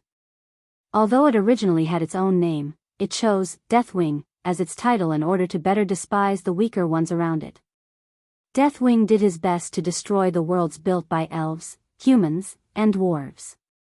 Even the oldest elven elder didn't know why Deathwing did this. In private, the elves gave it another name, the Forgotten Dragon Aspect. It was a short sentence, but it contained many meanings: abandoned responsibility, chaos, betrayal, and anger. If Alexstrasza represented the true meaning of life, then Deathwing represented the power of destruction. However, such a giant dragon was soaring in front of them as if it was protecting them in its own way. Of course, there was another possibility. Deathwing did not seem to notice the existence of Sasha and the Griffin Knights at all. Only the red dragon in front of it could be called its opponent, because Deathwing hated its kind of other colors, to the point that if other dragons were to come into contact with it, they would be mercilessly torn apart. A moment ago, the 2 red dragons were still chasing prey that was smaller than them, like cats chasing mice. A moment later, the prey became themselves. Deathwing stirred up a huge gust of wind. Like a curtain of night covering the earth, he rushed past the Griffin Knights in an instant and attacked the other side. In just one move, the smaller dragon was torn in half by the huge right claw of the Wings of Death. In the eyes of mortals, the huge young red dragon was like a broken toy that had been thrown away. Flesh and scales flew everywhere, and it did not even cry out as it fell to the ground just like that. What terrifying lethality! The mortals below were dumbfounded. Unbelievable, Falstad mumbled, "We were actually saved by the legendary dragon of extreme evil, Deathwing." The sudden scream was like a slap to his face. He turned his head, and there was nothing in the direction of the scream. However, in the other corner of his vision, he saw the tragic state of his companion. Flames. Just the flames that escaped when the Wings of Death swept across the sky had already caused the death of a dwarf knight and the griffin beneath him. 10 meters away, Falstad watched helplessly as his companion was set ablaze by an evil flame in front of him. It was just a tiny spark, but after touching a human body, the fire suddenly grew many times stronger. From a single spark, it turned into a prairie fire. The high temperature that followed burned the dwarf and the griffin's fur in the fire. Their skin peeled off, revealing their burning muscles, bones, and organs. Then, their blood evaporated and turned to ash. For a moment, Falstad and Sasha were stunned in midair. Heavens, how many people had been hit? An elf and a dwarf started to panic at the same time. They twisted their necks and moved their eyes to search at their limits. Seeing Marion cry out in alarm, Sasha jumped down herself. As a mage with the godly skill, Slow Fall, Marion's jump was more daunting than dangerous. She saw Gavin Rad. The griffin that the Holy Knight was riding on was probably done for, but the Holy Light saved his life again. He seemed to have activated Holy Shield, and after withstanding the flames for a moment, another skilled dwarf knight caught up with the falling Gavin Rad and saved him. Ronan's griffin was blown away by the wind. It could be seen that the dwarf knight was doing his best to help the griffin regain its balance. Even though it was a mess, it was not in any danger. Duque. Where's Duque? Suddenly, Sasha's heart was seized by fear. The dragon roar in the sky attracted everyone's attention again. Deathwing and the red dragon roared at each other, the deafening roar getting louder and louder. A few seconds later, the two dragons collided in midair. In that moment, all the dark clouds in the sky seemed to be swept away by the wind caused by their collision. They both flashed their claws and used their long tails to attack each other crazily. Their tails were more than 10 meters long, scarier than any siege hammer in the world. If they were hit, even a small hill would crumble in the blink of an eye. This wasn't a battle that humans could imagine just by listening to the bard's descriptions. The destructive power that the giant dragons displayed made Sasha think of the legendary god of destruction who specialized in destruction for a moment.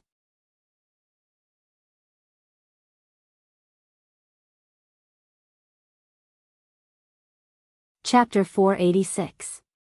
Roar, a savage, angry roar once again drew everyone's attention back to the sky. The battle for the king of the air had begun as everyone had expected. The red dragon that was caught seemed to want to escape. It tried to go around Deathwing from the side. However, the opponent's larger body was undoubtedly a huge obstacle that couldn't be avoided.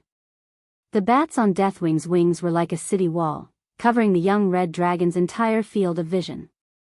It gave the red dragon the feeling that it couldn't pass without defeating the opponent.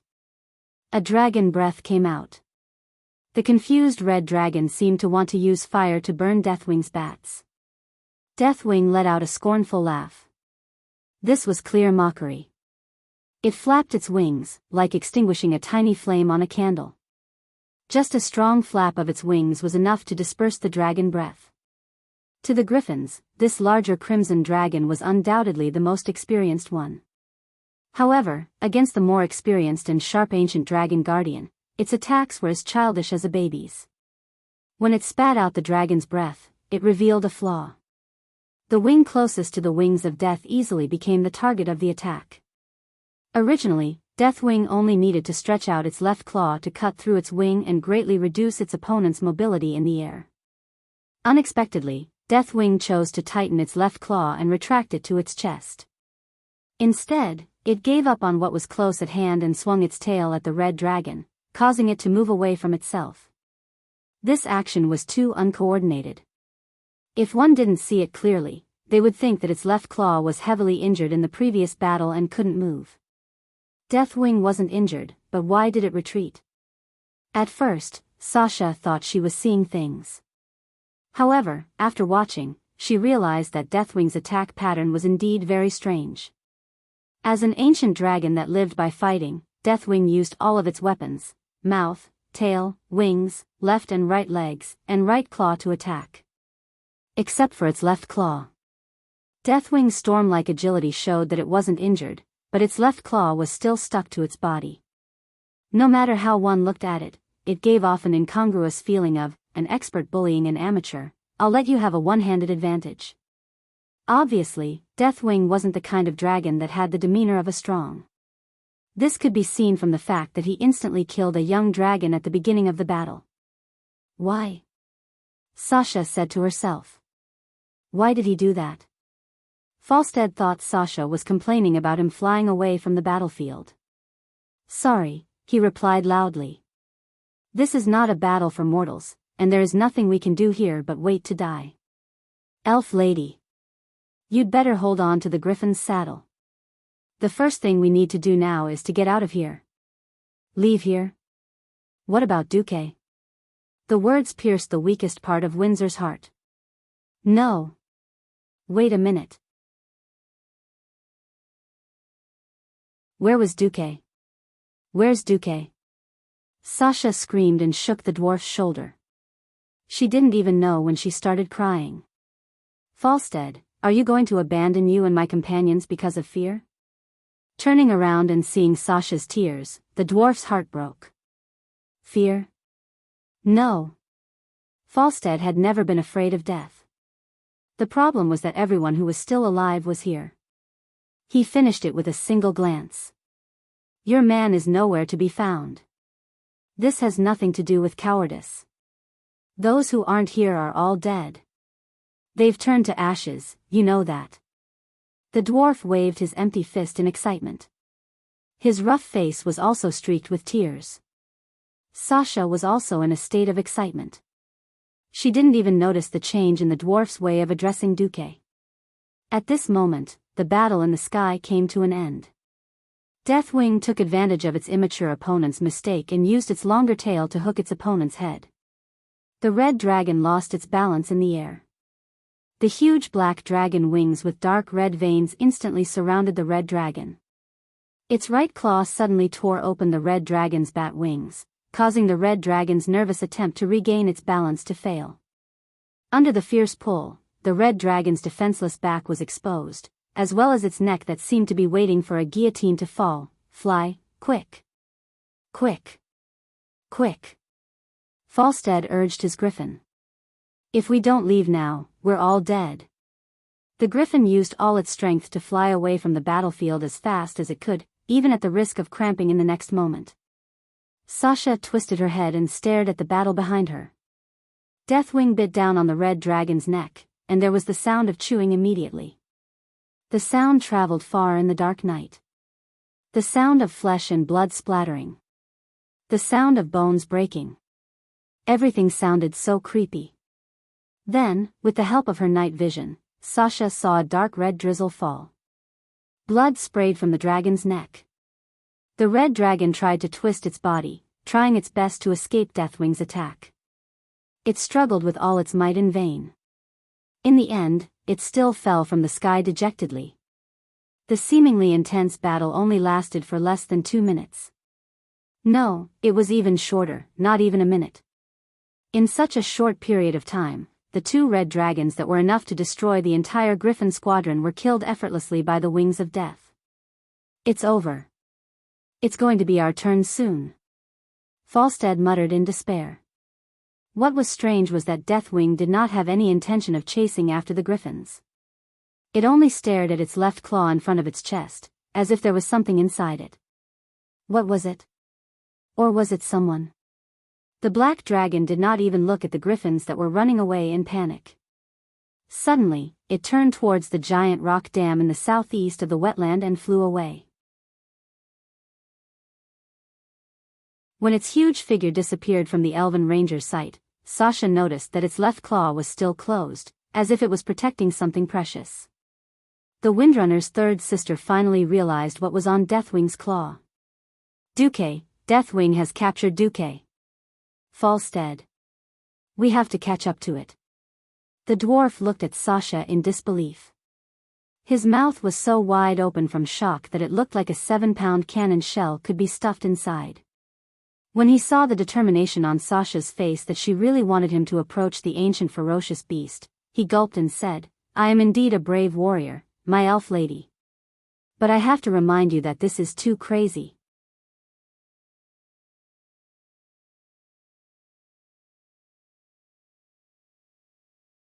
Chapter 487. Duque is in Deathwing's claw. That's why Deathwing doesn't use his left claw to attack. Sasha pointed this out loudly. It's a pity. Maybe we have to mourn the losses of the highest-ranking leaders of the Alliance and the Horde. Falstead sighed. Maybe Deathwing doesn't like dragon meat and just wants to keep a human as a snack. Damn it. If you say that again, I'll strangle you here. Sasha showed a rare fierceness, scaring the dwarf into shrinking his neck. No, wait. Deathwing didn't kill Duque on the spot. That means Duque is useful to him. Right. Right. That must be it.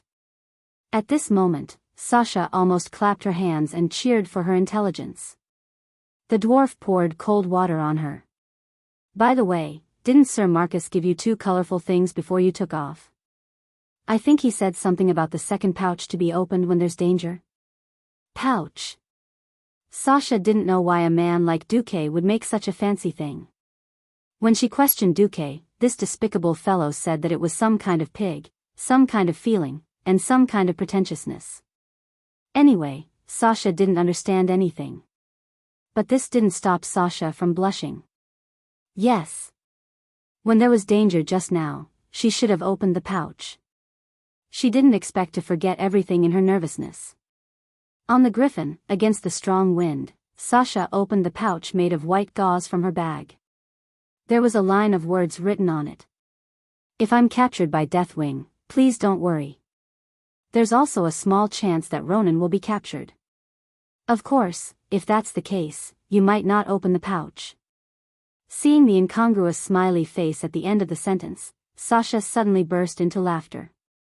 What's wrong? Falstad was stunned. Why did this female elf look so beautiful, like a goddess? Was she actually not a goddess, but a neurotic one? Sasha didn't answer the dwarf's question and fell into deep thought.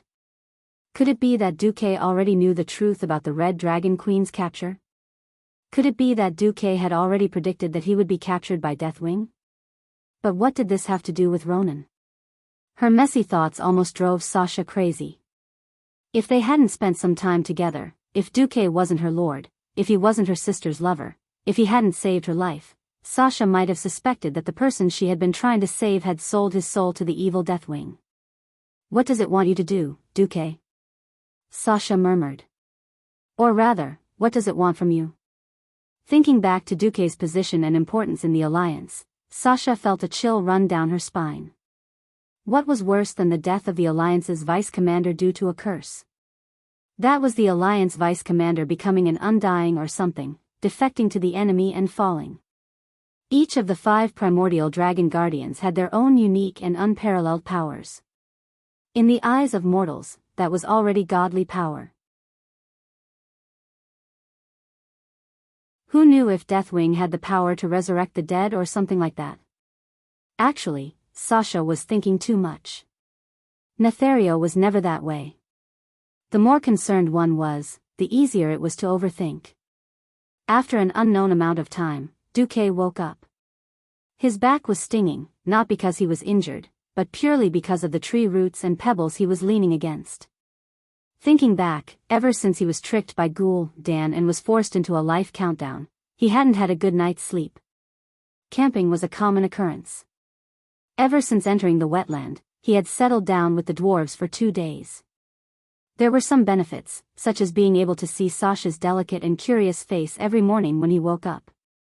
Even though he knew that she was his sister-in-law, it didn't stop Duque from using her to reminisce about Aurelia. He knew Aurelia's temperament. Such a strong-willed heroine wouldn't fall in love easily. Once she did, if he died, even if Aurelia didn't die with him, she would be a widow for the rest of her life. Sensing the recent changes in Sasha, Duque realized that he was also a sinner. It was one thing to settle the big sister, but how did he get involved with his sister-in-law? When he opened his eyes, there was obviously nothing good in front of him. It was still night in his field of vision. The rolling dark clouds in the sky added a dark aura to the world. He was in the middle of a forest, but it was dead silent everywhere. There were no animals moving in the forest, and there were no frogs croaking in summer. No, there weren't even insects chirping. There was nothing but the frightening sound of the cold wind. Even though he was mentally prepared, the oppressive ominous feeling still made Duque feel suffocated. Oh, you're awake. I was thinking of spells that could wake you up in advance without hurting you. Unfortunately, all I know are large-scale destructive spells, and nothing is suitable for this situation. This makes me very annoyed. Wings of Death. Duque turned his head to look in front of him. Actually, he had already checked the moment he opened his eyes. There was nothing there, and a black shadow quickly appeared out of thin air. In just 3 seconds, it formed a hooded figure. The black figure in front of him looked like a clumsy mirror clone created by an unqualified mage. However, there wouldn't be any clone in the world that had such high purity of dark energy, and there wouldn't be a clone that was filled with the arrogance of the standard version of Long Outyin. It had nothing to do with the appearance. Just the dark energy that was leaking out and turning into a solid form was proof enough. The thing that looked like a human continued to change. It was like a high-speed 3D printer was working, and the black shadow formed a more complete silhouette. A face appeared from under the hood. It was a calm, handsome, and confident man. His face was no different from the nobles of Rotterdam, at least that was how it looked on the surface. Duke Marcus, are you all right? I've confirmed that you're not seriously injured. After all, it's not easy for me to control my strength with those big claws of mine. It's still in one piece. But speaking of which, if I go back and check on any injuries, if I need to send you my medical bills, where can I send them to? Mr. Wings of Death. Duque replied with a smile that didn't reach his eyes. The corners of his thin lips curled up slightly, forming a stiff and mean smile. The Wings of Death, who had transformed into a human, smiled and asked, "Since you know who I am, it's easy."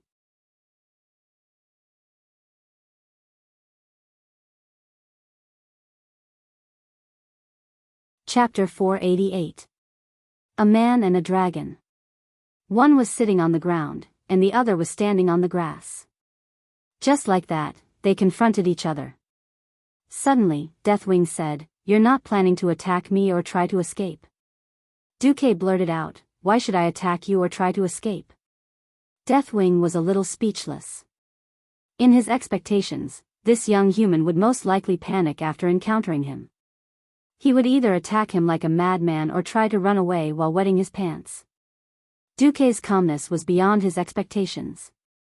In fact, at this time, Duque was madly complaining in his heart. Attack you? I'm not an idiot who thinks I'm cute after eating some retard today.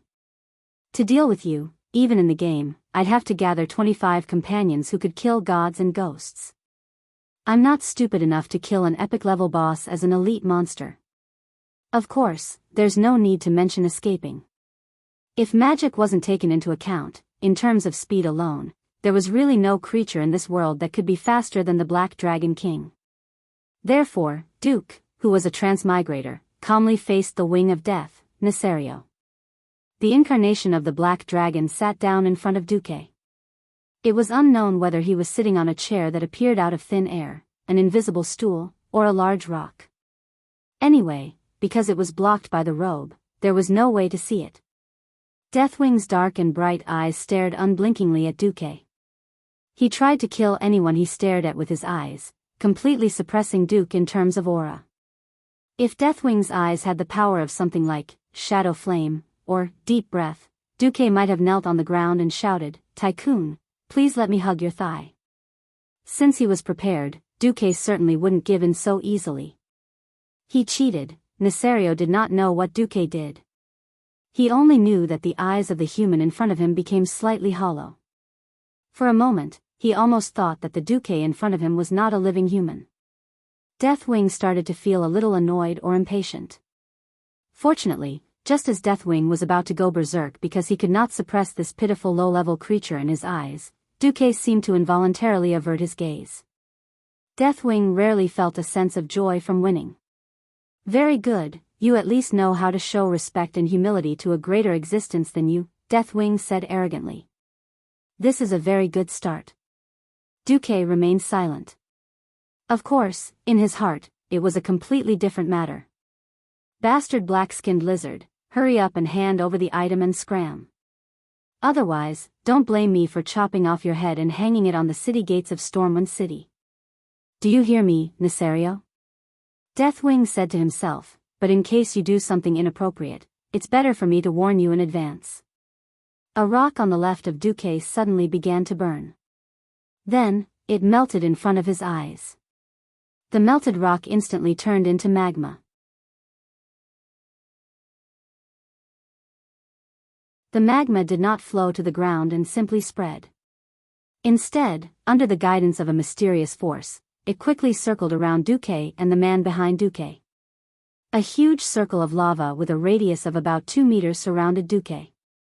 Then, the lava disappeared quickly and completely, as fast as the rock melted in the beginning.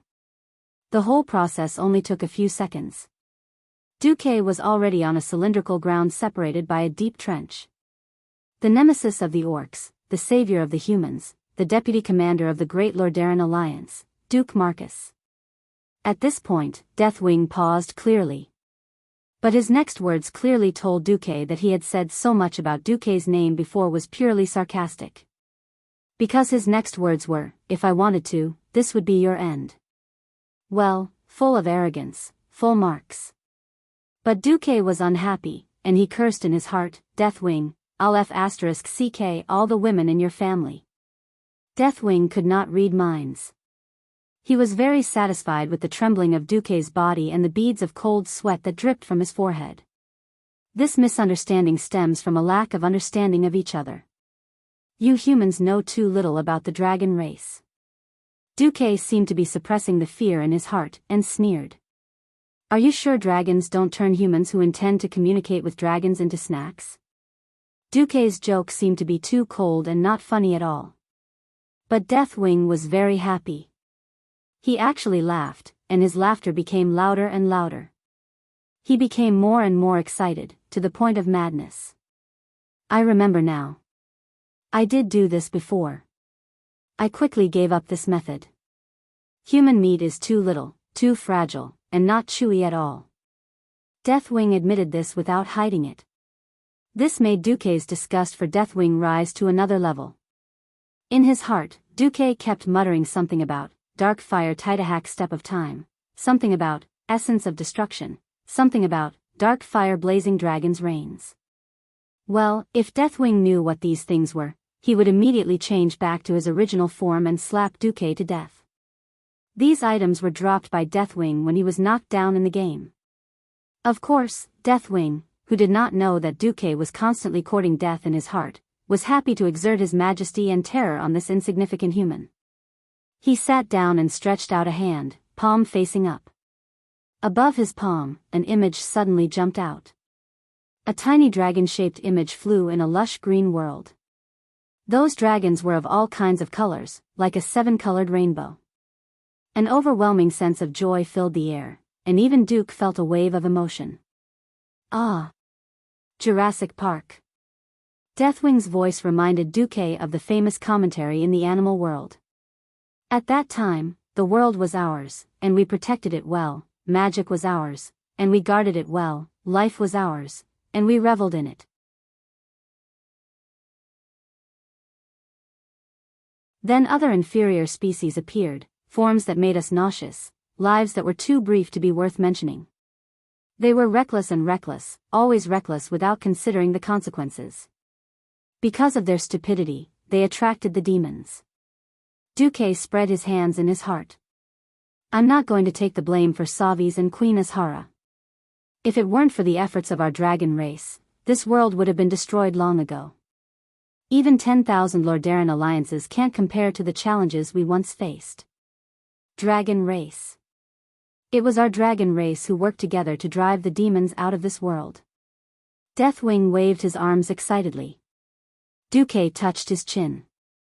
Well, with a mustache, he could cosplay as Germany's Führer.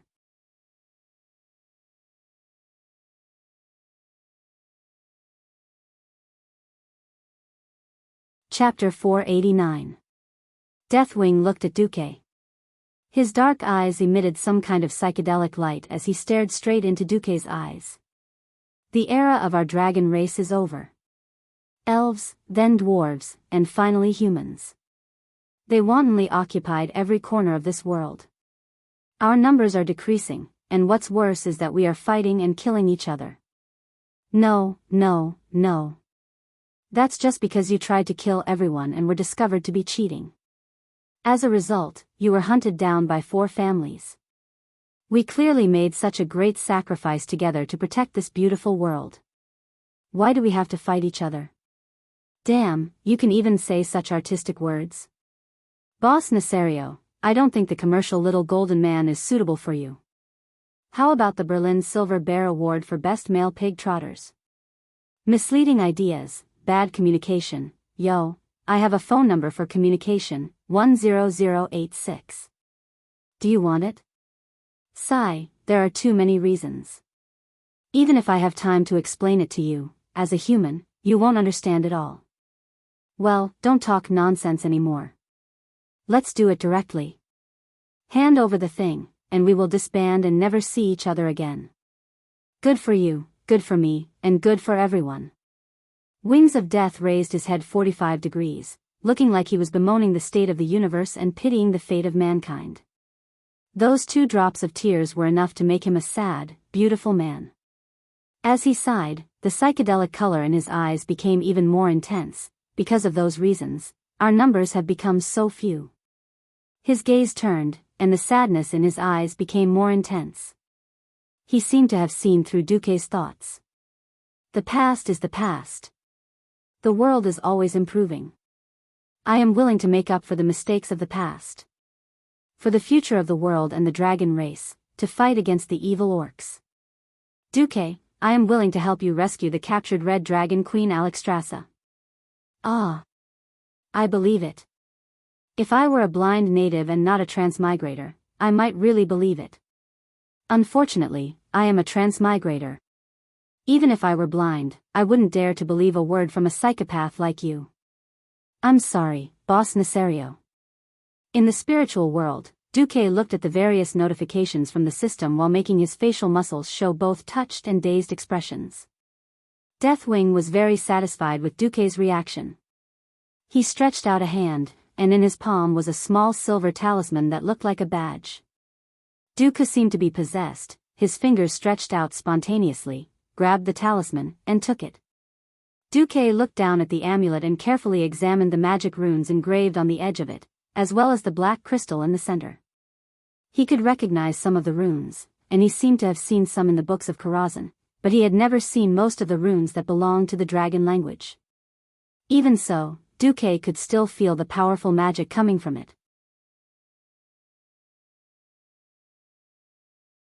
This was a mana that far surpassed Wizard Qin Shing's. Radiant moons, no, even Breaking Dawn wizards might not be able to control it. You will successfully liberate Alexstrasza, my obedient little puppet. After abandoning the hypocritical mask, a strange inhuman smile appeared on Deathwing's face.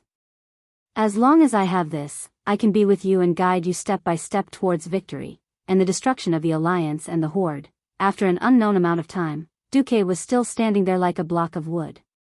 Looking at the words of the system notification, Duque did not dare to move at all. He could only pretend to be an amusing idiot who was really hypnotized. He stood there foolishly, eating the slightly hot night wind as his supper. System notification: the skeleton boss, Deathwing, has left. You have successfully removed the boss battle template. It was only when he saw this notification that Duque completely relaxed and collapsed to the ground. Duque panted heavily and asked, System Elf, has this thing been blocked? The System Elf replied, all signals sent from this talisman will be delayed by 10 minutes. When necessary, I will perform illusion projection on it. That's good. Just now, Duque was really walking on a tightrope. It was not an exaggeration to say that he was dancing on the tip of a knife in front of the gates of hell. That's right, from the beginning to the end, Duque was waiting for Deathwing to appear. Only Deathwing was the key to saving Alexstrasza, and also the key to saving his life. The so-called history had long been changed beyond recognition by Duque, the troublesome butterfly. Saving the Red Dragon Queen in advance, Duque really did not have the confidence to provoke Deathwing. To be honest, from the moment they entered the wetlands, everything that Duque did was to provoke this black dragon boss to come out. Even if he killed the powerful young red dragon Gazela, it was just to prove his worth to the Wings of Death. Duque was not completely sure that Deathwing would find him and not the original protagonist of this incident, Ronan. So even if the unreliable Ronan was a mascot, Duque had to bring Ronan along. Now it was proven that Duque's risk was right. In the original history, it was because there was no other reliable person to save Alexstrasza that Deathwing found Ronan, which later led to the story of the legendary mage Ronan. At this point in time, there was a better and more powerful Duque, so why not use Deathwing? Moreover, according to the sinister and cunning Deathwing's methods, as the Alliance's deputy commander, Duque was much more useful than a mere Ronin. In fact, As long as he survived Deathwing's mind control and was not discovered, Duque was extremely safe. However, was it so easy to deceive a special existence that was a super boss level in the game? Duque had prepared a lot for this.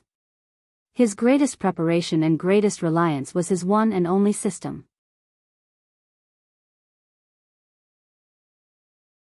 Since the system could be independent of his thoughts, manage the magic transmission for him, and even repeat the incantation in his mind to cast spells, Duque boldly set up a thinking shell for himself that wrapped around his soul. Simply put, all information from the outside world that attempted to enter Duque's mind would first be filtered by the system, and after a strict but rapid review, it would enter Duque's mind after about a second of delay. Any information from the outside world would first be strictly screened by the system, first converted into simple text and graphics, and finally converted into bioelectronic signals, which were laughed at by Duque's brain. Relying on this preparation, Duque immediately discovered what Deathwing had done to him: hypnosis. This was not an ordinary weak hypnosis. It was also not some kind of psychological suggestion. This was a unique brainwashing thought that came from the ancient god N'Zoth. It was not an exaggeration to say that it was a brainwashing program.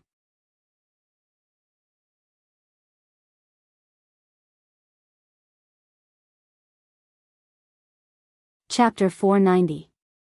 That year in the ancient times, Nesario was still a good young man. He diligently followed the orders of the Titans of creation and guarded the land of Azeroth day after day. Until he found some prisons in the depths of the earth where the ancient gods were imprisoned, and then he was shot. The ancient gods began to whisper to him, even though they were separated by the prison cage, even though he had left the prison area, they were still whispering to him. They whispered to Nesario with a continuous chain of incantations that were more terrifying than Tang Seng in Journey to the West. Just imagine, anyone would be in a trance if someone kept repeating, "You're a lowly," in their ear for 20 minutes, not to mention being called at such a high frequency for who knows how many years. The ancient gods gradually eroded Nesario's heart. They made Nesario believe that as long as he destroyed all the other races in Azeroth, he could let his Black Dragon Legion rule the world and enslave the Green Dragon Queen Isra and the Red Dragon Queen Alexstrasza. Now the Amulet of Deathwing had a similar effect on Duque's brainwashing. It was a low-frequency speech that would not be perceived by the human auditory system. It seemed that people could not hear it, but in fact, the brain would still be able to sense it. Seeing the system prompt translated into the common language, Duque chuckled. "You, Duke Marcus, is the most loyal servant of the great Deathwing. My orders are the highest meaning of your life. As long as I give you an order, even if I want you to kill your dearest person, you will do it unconditionally and without hesitation. My will is your will. My enemy is your enemy." After reading this message that kept appearing in the system prompt, Duque curled his lips. "You should have added, 'It's not me that's wrong, it's the world.' Host, how should I deal with it?" "Continue to receive it, but in order to avoid being discovered by that stupid dragon, don't block it. Every time you accumulate 1,000 of the same message, delete it automatically. When you find a new command, filter it and notify me." "Understood, host." Looking at the darkness around him, Duque suddenly felt a little envious of the elves' ability to see in the dark. In a primeval forest where one couldn't even see their own fingers in front of them, walking at night would either mean encountering ghosts or stepping on some terrible snakes and insects and getting bitten instead. Duque shuddered and gave up on the idea of walking at night. He found a small tree hole and used the power of the storm to remove the stains inside. After asking the system elf to stand guard, he went to sleep. After a night of tossing and turning, Duque was also exhausted. The next morning, when Duque woke up, he felt as if he had aged another year. This was not an illusion. The curse from the demon king Sardras was still devouring his life force. Calculating with his fingers, he realized that he had spent a few days wandering in Rotterdam, 2 days on the road, 4 days after entering the wetland, and 3 days at Muradin's place. 2 weeks passed in a flash. In the countdown timer, he only had 2 weeks to live. Holy F***ck. Let's see if Krasis is good or not. If he isn't, yours truly is going to turn into a ghoul. In history, even someone as perfect as Queen Sylvia didn't dare to see her own sister after becoming the Forgotten Queen. If he really became a ghoul, even Aurelia probably wouldn't be able to bear it. He had to hurry. Who knew what other tricks would come out of it? He tidied himself up. Well, if I don't make the first contact, I guess Deathwing won't be at ease with me. System Elf, start the quarantine procedure. Yes. After gently instructing the System Elf, an idea arose in Duque's mind. How should I go to grim battle? This was an experiment, and Duque also knew that he was playing with fire. If he was exposed at this point in time, he would probably end up dead. Duke's heart was filled with thrill and excitement, as if he was on a crazy roller coaster. It was the feeling of dancing on the tip of a knife, playing on a tightrope without any insurance in a sea of fire. Every cell in his body was jumping with excitement, and every inch of his flesh and bones seemed to be on fire. I'm willing to bet that with Deathwing's insidious and cunning personality, even if he left, he definitely wouldn't have gone far. That bastard is definitely hiding nearby, and once he feels that something is wrong with me, he will immediately run over and kill me. Duque muttered to himself. While muttering, he couldn't wait to see the results. In the sea of consciousness, Duque sent the system prompt, how should I go to grim battle? He clicked send. Almost as soon as this thought was sent out, the talisman that Deathwing sent out reacted. A video file was stuffed into the system's quarantine area. He didn't know if it was the System Elf's bad taste, but this guy made the video into a file, and the F*King file name was Deathwing01. MP4. After glancing at it, Duque was speechless. System, if you're so awesome, why the F*CK aren't you the sequel to the M2ST Blu-ray movie? Although he was complaining, Duque still clicked on the video. In the spiritual world, Duque had an additional window. The eye-catching woodland just happened to appear in the video. However, this video was a three-dimensional image. Duque gritted his teeth and let the video directly enter his brain. Out of the woodland, there was a rocky wasteland. On the wasteland, there was a barren path that was probably trodden out by dwarven hunters. Through this path, he could reach Grim Battle and the mountain where the beastmen imprisoned the Red Dragon Queen. Looking at the direction of the sun and Grim Battle, Duque immediately knew his approximate location. Deathwing took him very far, from the middle of the wetlands to the mountains in the southeast of the wetlands, probably between Grim Battle and the Boulder Dam. This not only saved him a few days of travel, but the most important thing was that going this way meant that he could perfectly avoid the Horde's formation at the foot of Grim Battle Fortress. After all, there were 100,000 Horde there. He didn't know how many there were, so he couldn't run away from the word no less. Although this path was a mountain road, as long as he was diligent, he could reach Grim Battle in 2 or 3 days. The image was jumping, and in the next instant, the image of the surroundings of Grim Batua immediately appeared in the image. Before Duque could react, the video began to move. It moved slowly at first, then faster and faster. It was obvious that this view from a bird's eye view wasn't human. It was probably recorded by Deathwing using some special aerial photography method. The video kept following a small path and quickly passed through the forest to a rocky area. There, it turned and continued to speed up. The cliffs and valleys quickly receded, and the trees became a blur.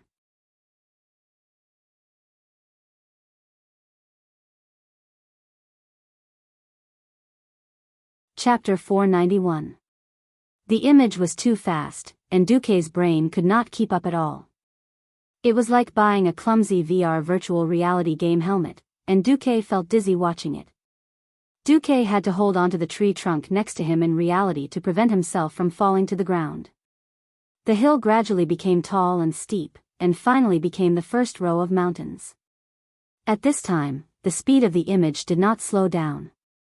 In the end, it suddenly stopped at a special mountain peak. Although Duque felt a little hesitant, his gaze was immediately forcibly pulled over. At the foot of the mountain, Duque's perspective suddenly rose to the sky, so fast that he almost lost his balance. The image climbed up the mountain, and during this period, it deliberately let the mage observe places with footholds and handrails. It continued to rise, and finally reached the entrance of a narrow cave. Suddenly, the three-dimensional image disappeared. It was like Duque was playing a game when it suddenly popped up, leaving Duque in a daze in the spiritual world. Whoosh whoosh whoosh.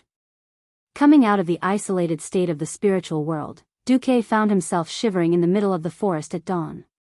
Almost immediately, Duque felt the gaze again. Even though that person had done it very secretively, the system still faithfully recorded it down. The Death Wing, Nesario, glanced at you. Duque walked along the route indicated by Deathwing, and when he was about to walk out of the forest, the system prompted again. Deathwing glanced at him. Duque was on fire. Damn it. No one ever told me that Deathwing was a peeping Tom. Duque was annoyed. Originally, Duque almost wanted to curse out loud. However, he remembered that Ronan was even more miserable in history. He was escorted by Deathwing the whole time, completely losing his freedom like a slave. Thinking of this, Duque felt much better. Perhaps it was because Ronan had no status at that time, and Deathwing took a fancy to Ronan purely because Ronan was carrying out this mission. He also ordered Ronan to do this and that without hesitation. But Duque was different. The biggest difference between him and Ronan was fame and experience. Now, Duque's reputation had already surpassed Lothar's, and he was second only to the leader of the alliance, Tarina's king. Also, after experiencing the destruction of his country, forming an alliance, and persisting in the war, Deathwing probably thought that he was a man with an extremely firm mind. That was why he did not directly coerce him, but used the method of brainwashing and guidance.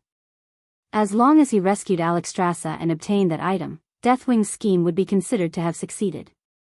Moreover, Duque's identity was even better than Ronan's. This identity could make Deathwing's plot in the original spacetime smoother and more perfect. Duque had a headache. The current situation was that he had indeed obtained the most crucial piece of the puzzle in this incident. However, Deathwing was trying to force him to quickly run to grim battle to complete his mission. If he foolishly ran to complete his mission, then Duque might really be able to save the dying Red Dragon Queen. This way, the biggest beneficiary would undoubtedly be Deathwing. According to Duque's character of plucking feathers from geese that could kill 10,000 orcs, he would definitely not kill 9,999 orcs. Would he let himself be taken advantage of and let Deathwing, the psychopath, laugh out loud? No. Definitely not. He would rather work himself than let Nesario, the psychopath, have a good time. Duque had a plan, on the other side. Sasha and Falstaff had almost caught up to Duque. They were not chasing after the Black Dragon King's ass, nor were they chasing after Falstaff's griffins until they vomited blood, nor were they elven rangers trying to save the hero. Instead, they lined up neatly and followed. Yes. Follow. Sasha, Gavin Rad, Ronan, Marion, and a team of 6 griffin riders. We're very close. Sasha, who was flying at the front, gestured. Immediately, the group of griffins began to slow down and descend. After descending to the ground and landing on solid ground again, both Gavin Rad and the griffin he was riding felt a sense of relief. The griffin grumbled in dissatisfaction. Gavin Rad, who was fully armed, was too heavy. The griffin gave Gavin Rad a look of disdain. The dwarf had no choice but to pat the griffin's neck and let it go out to hunt. It was not easy to feed a griffin. Griffins ate a lot of meat, and using sliced meat for a long time would reduce the griffin's ferocity and combat ability. The best way was to let the griffin forage on its own in a forest with plenty of prey. The smart griffins would return on their own after eating their fill. The remaining 4 members of Duque's rescue team gathered together. Gavin Rad put his hands on his hips and asked, "All right, let me ask you something. How did you know our boss was here?" Sasha raised the pouch that Duque had given her and smiled. That guy said that in order to make this pouch look impressive, he used the most special material. What material? A very special spice. You guys might not be able to feel it, but with my wind perception, this thing is as eye-catching as a lighthouse in the dark. Wow. Gavin Rad whistled. All right, let's follow them and see what happened between Duque and the Black Dragon King. Saying this, Sasha narrowed her eyes. The observant Marion discovered that Sasha's pupils started to expand after shrinking, revealing a completely different color, green. Sasha was concentrating her mind. This would blur the boundaries of her vision, but the focal point of her vision would become clearer, and many things that ordinary people could not see would appear. For example, there was a fog-like golden substance floating in the air.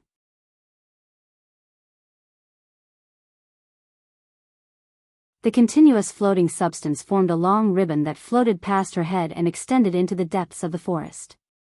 It did not take long for Sasha to find the place where Duque had chatted with Deathwing the night before. Duque was indeed here. Sasha observed the ground and mumbled, "This is his boot print. I can't be wrong. The other one should be a human. I'm not too sure. Human? I thought I would see a pair of huge claws." Gavin Rad shrugged. His huge pauldrons made his shrug very obvious. "Look here. This is a shoe print." She pointed at a depression in the forest. A clear, heavy footprint had formed a depression in the grass and mud. This is a common shoe for human nobles. It's very tight and uncomfortable.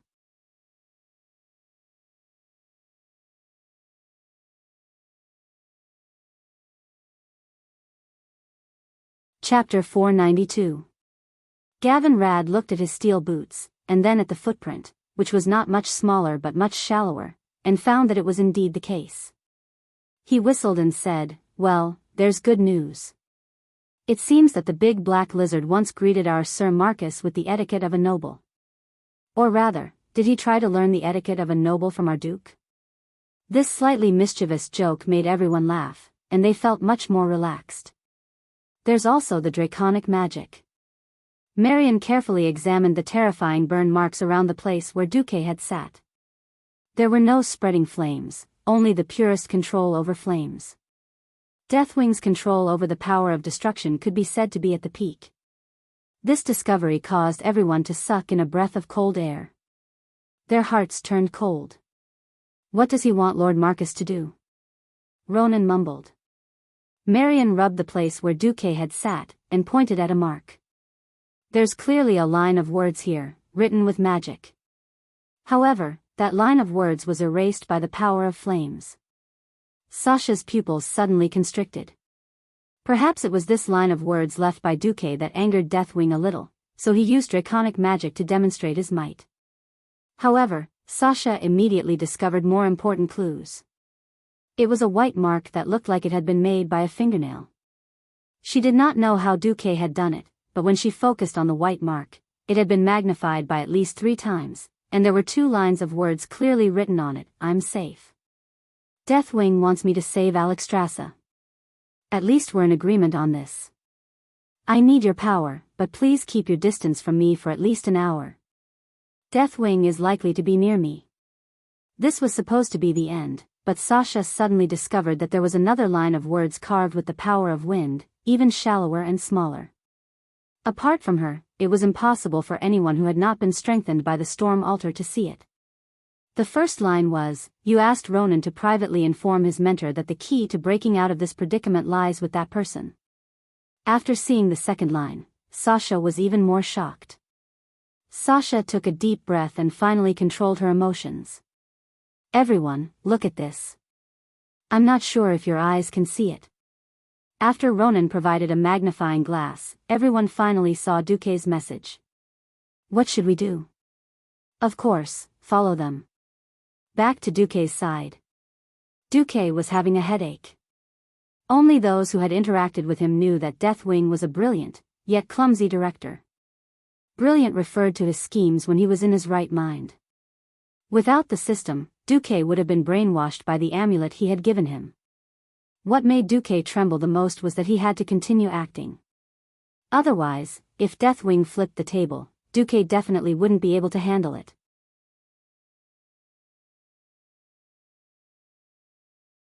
Clumsy referred to the choices he made when his mental illness was acting up.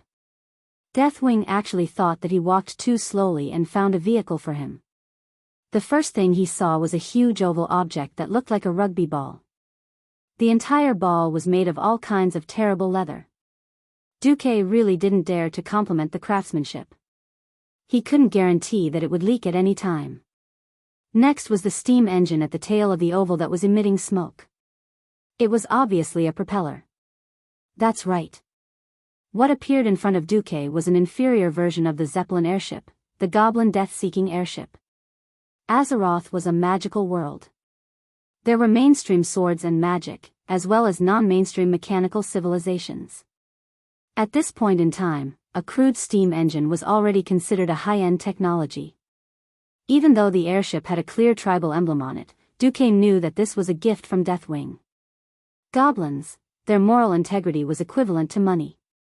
As long as they could afford it or the price they wanted, they would definitely sell their moral integrity for money. Therefore, these goblins who worked for the tribe on the surface were actually the underlings of Deathwing's underlings. Just as Best Actor Du was pretending to hide, a familiar voice sounded in his head. Don't be afraid. They're loyal to me. The Goblin airship will save you a lot of time. You and I both want the Red Dragon Queen to rescue us as soon as possible, don't we? Why doesn't His Majesty Deathwing send me there directly? Why don't you just tell me the spatial coordinates? Duque asked. I'm trying to avoid unnecessary fighting. Also, there's a very strong mysterious force under grim battle that prevents all spatial teleportation. Duque muttered, You make it sound like the 2 red dragons you slaughtered last night were just bison on the hillside. Well, I'd rather use all my magic to use Flash than take the Goblin airship, Duque said firmly. Go on, the Goblin airship is very safe. Duque suddenly realized that Deathwing had used a command format when he said this. In the system prompt, it clearly said, Deathwing is using a coercive mental command to force you to obey. Duque's head hurt. If he wanted to continue his path as a movie king, then he had to obey. Otherwise, he'd be exposed. The curve of Duque's face softened a little, and his eyes fell into a temporary emptiness. His voice was close to a whisper. Well, taking the airship is indeed much faster. In the end, Duque still boarded the pirate ship. Yes, his left hand held the casting tool, Light Feather, which was specially used by mages to jump off buildings. Then, he silently recited the incantation for Ice Barrier, again and again in his heart.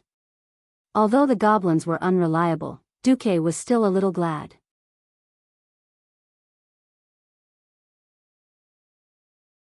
Looking at the rugged mountain ridges that had long turned into the forest below him, Duque realized that if he wanted to avoid the west side of the stronghold where the 100,000 tribes camped, it would probably take him a whole week instead of 2 days.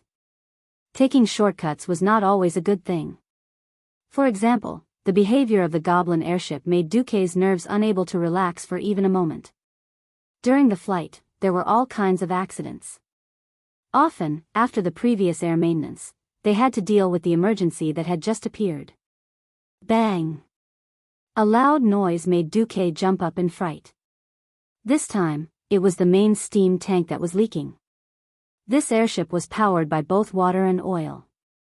If one part was working normally, then the other part must be paralyzed. Every moment was no exception. Of course, he didn't know if there was a problem with the similarity in this world or if he hit the 21% mark. Only then did Duque realize that the name of this airship was actually Rolls-Royce Screw. You're tuning in to the Biyao's Wuxia Chronicles YouTube channel. Don't forget to subscribe and join us on this journey to catch the most captivating stories.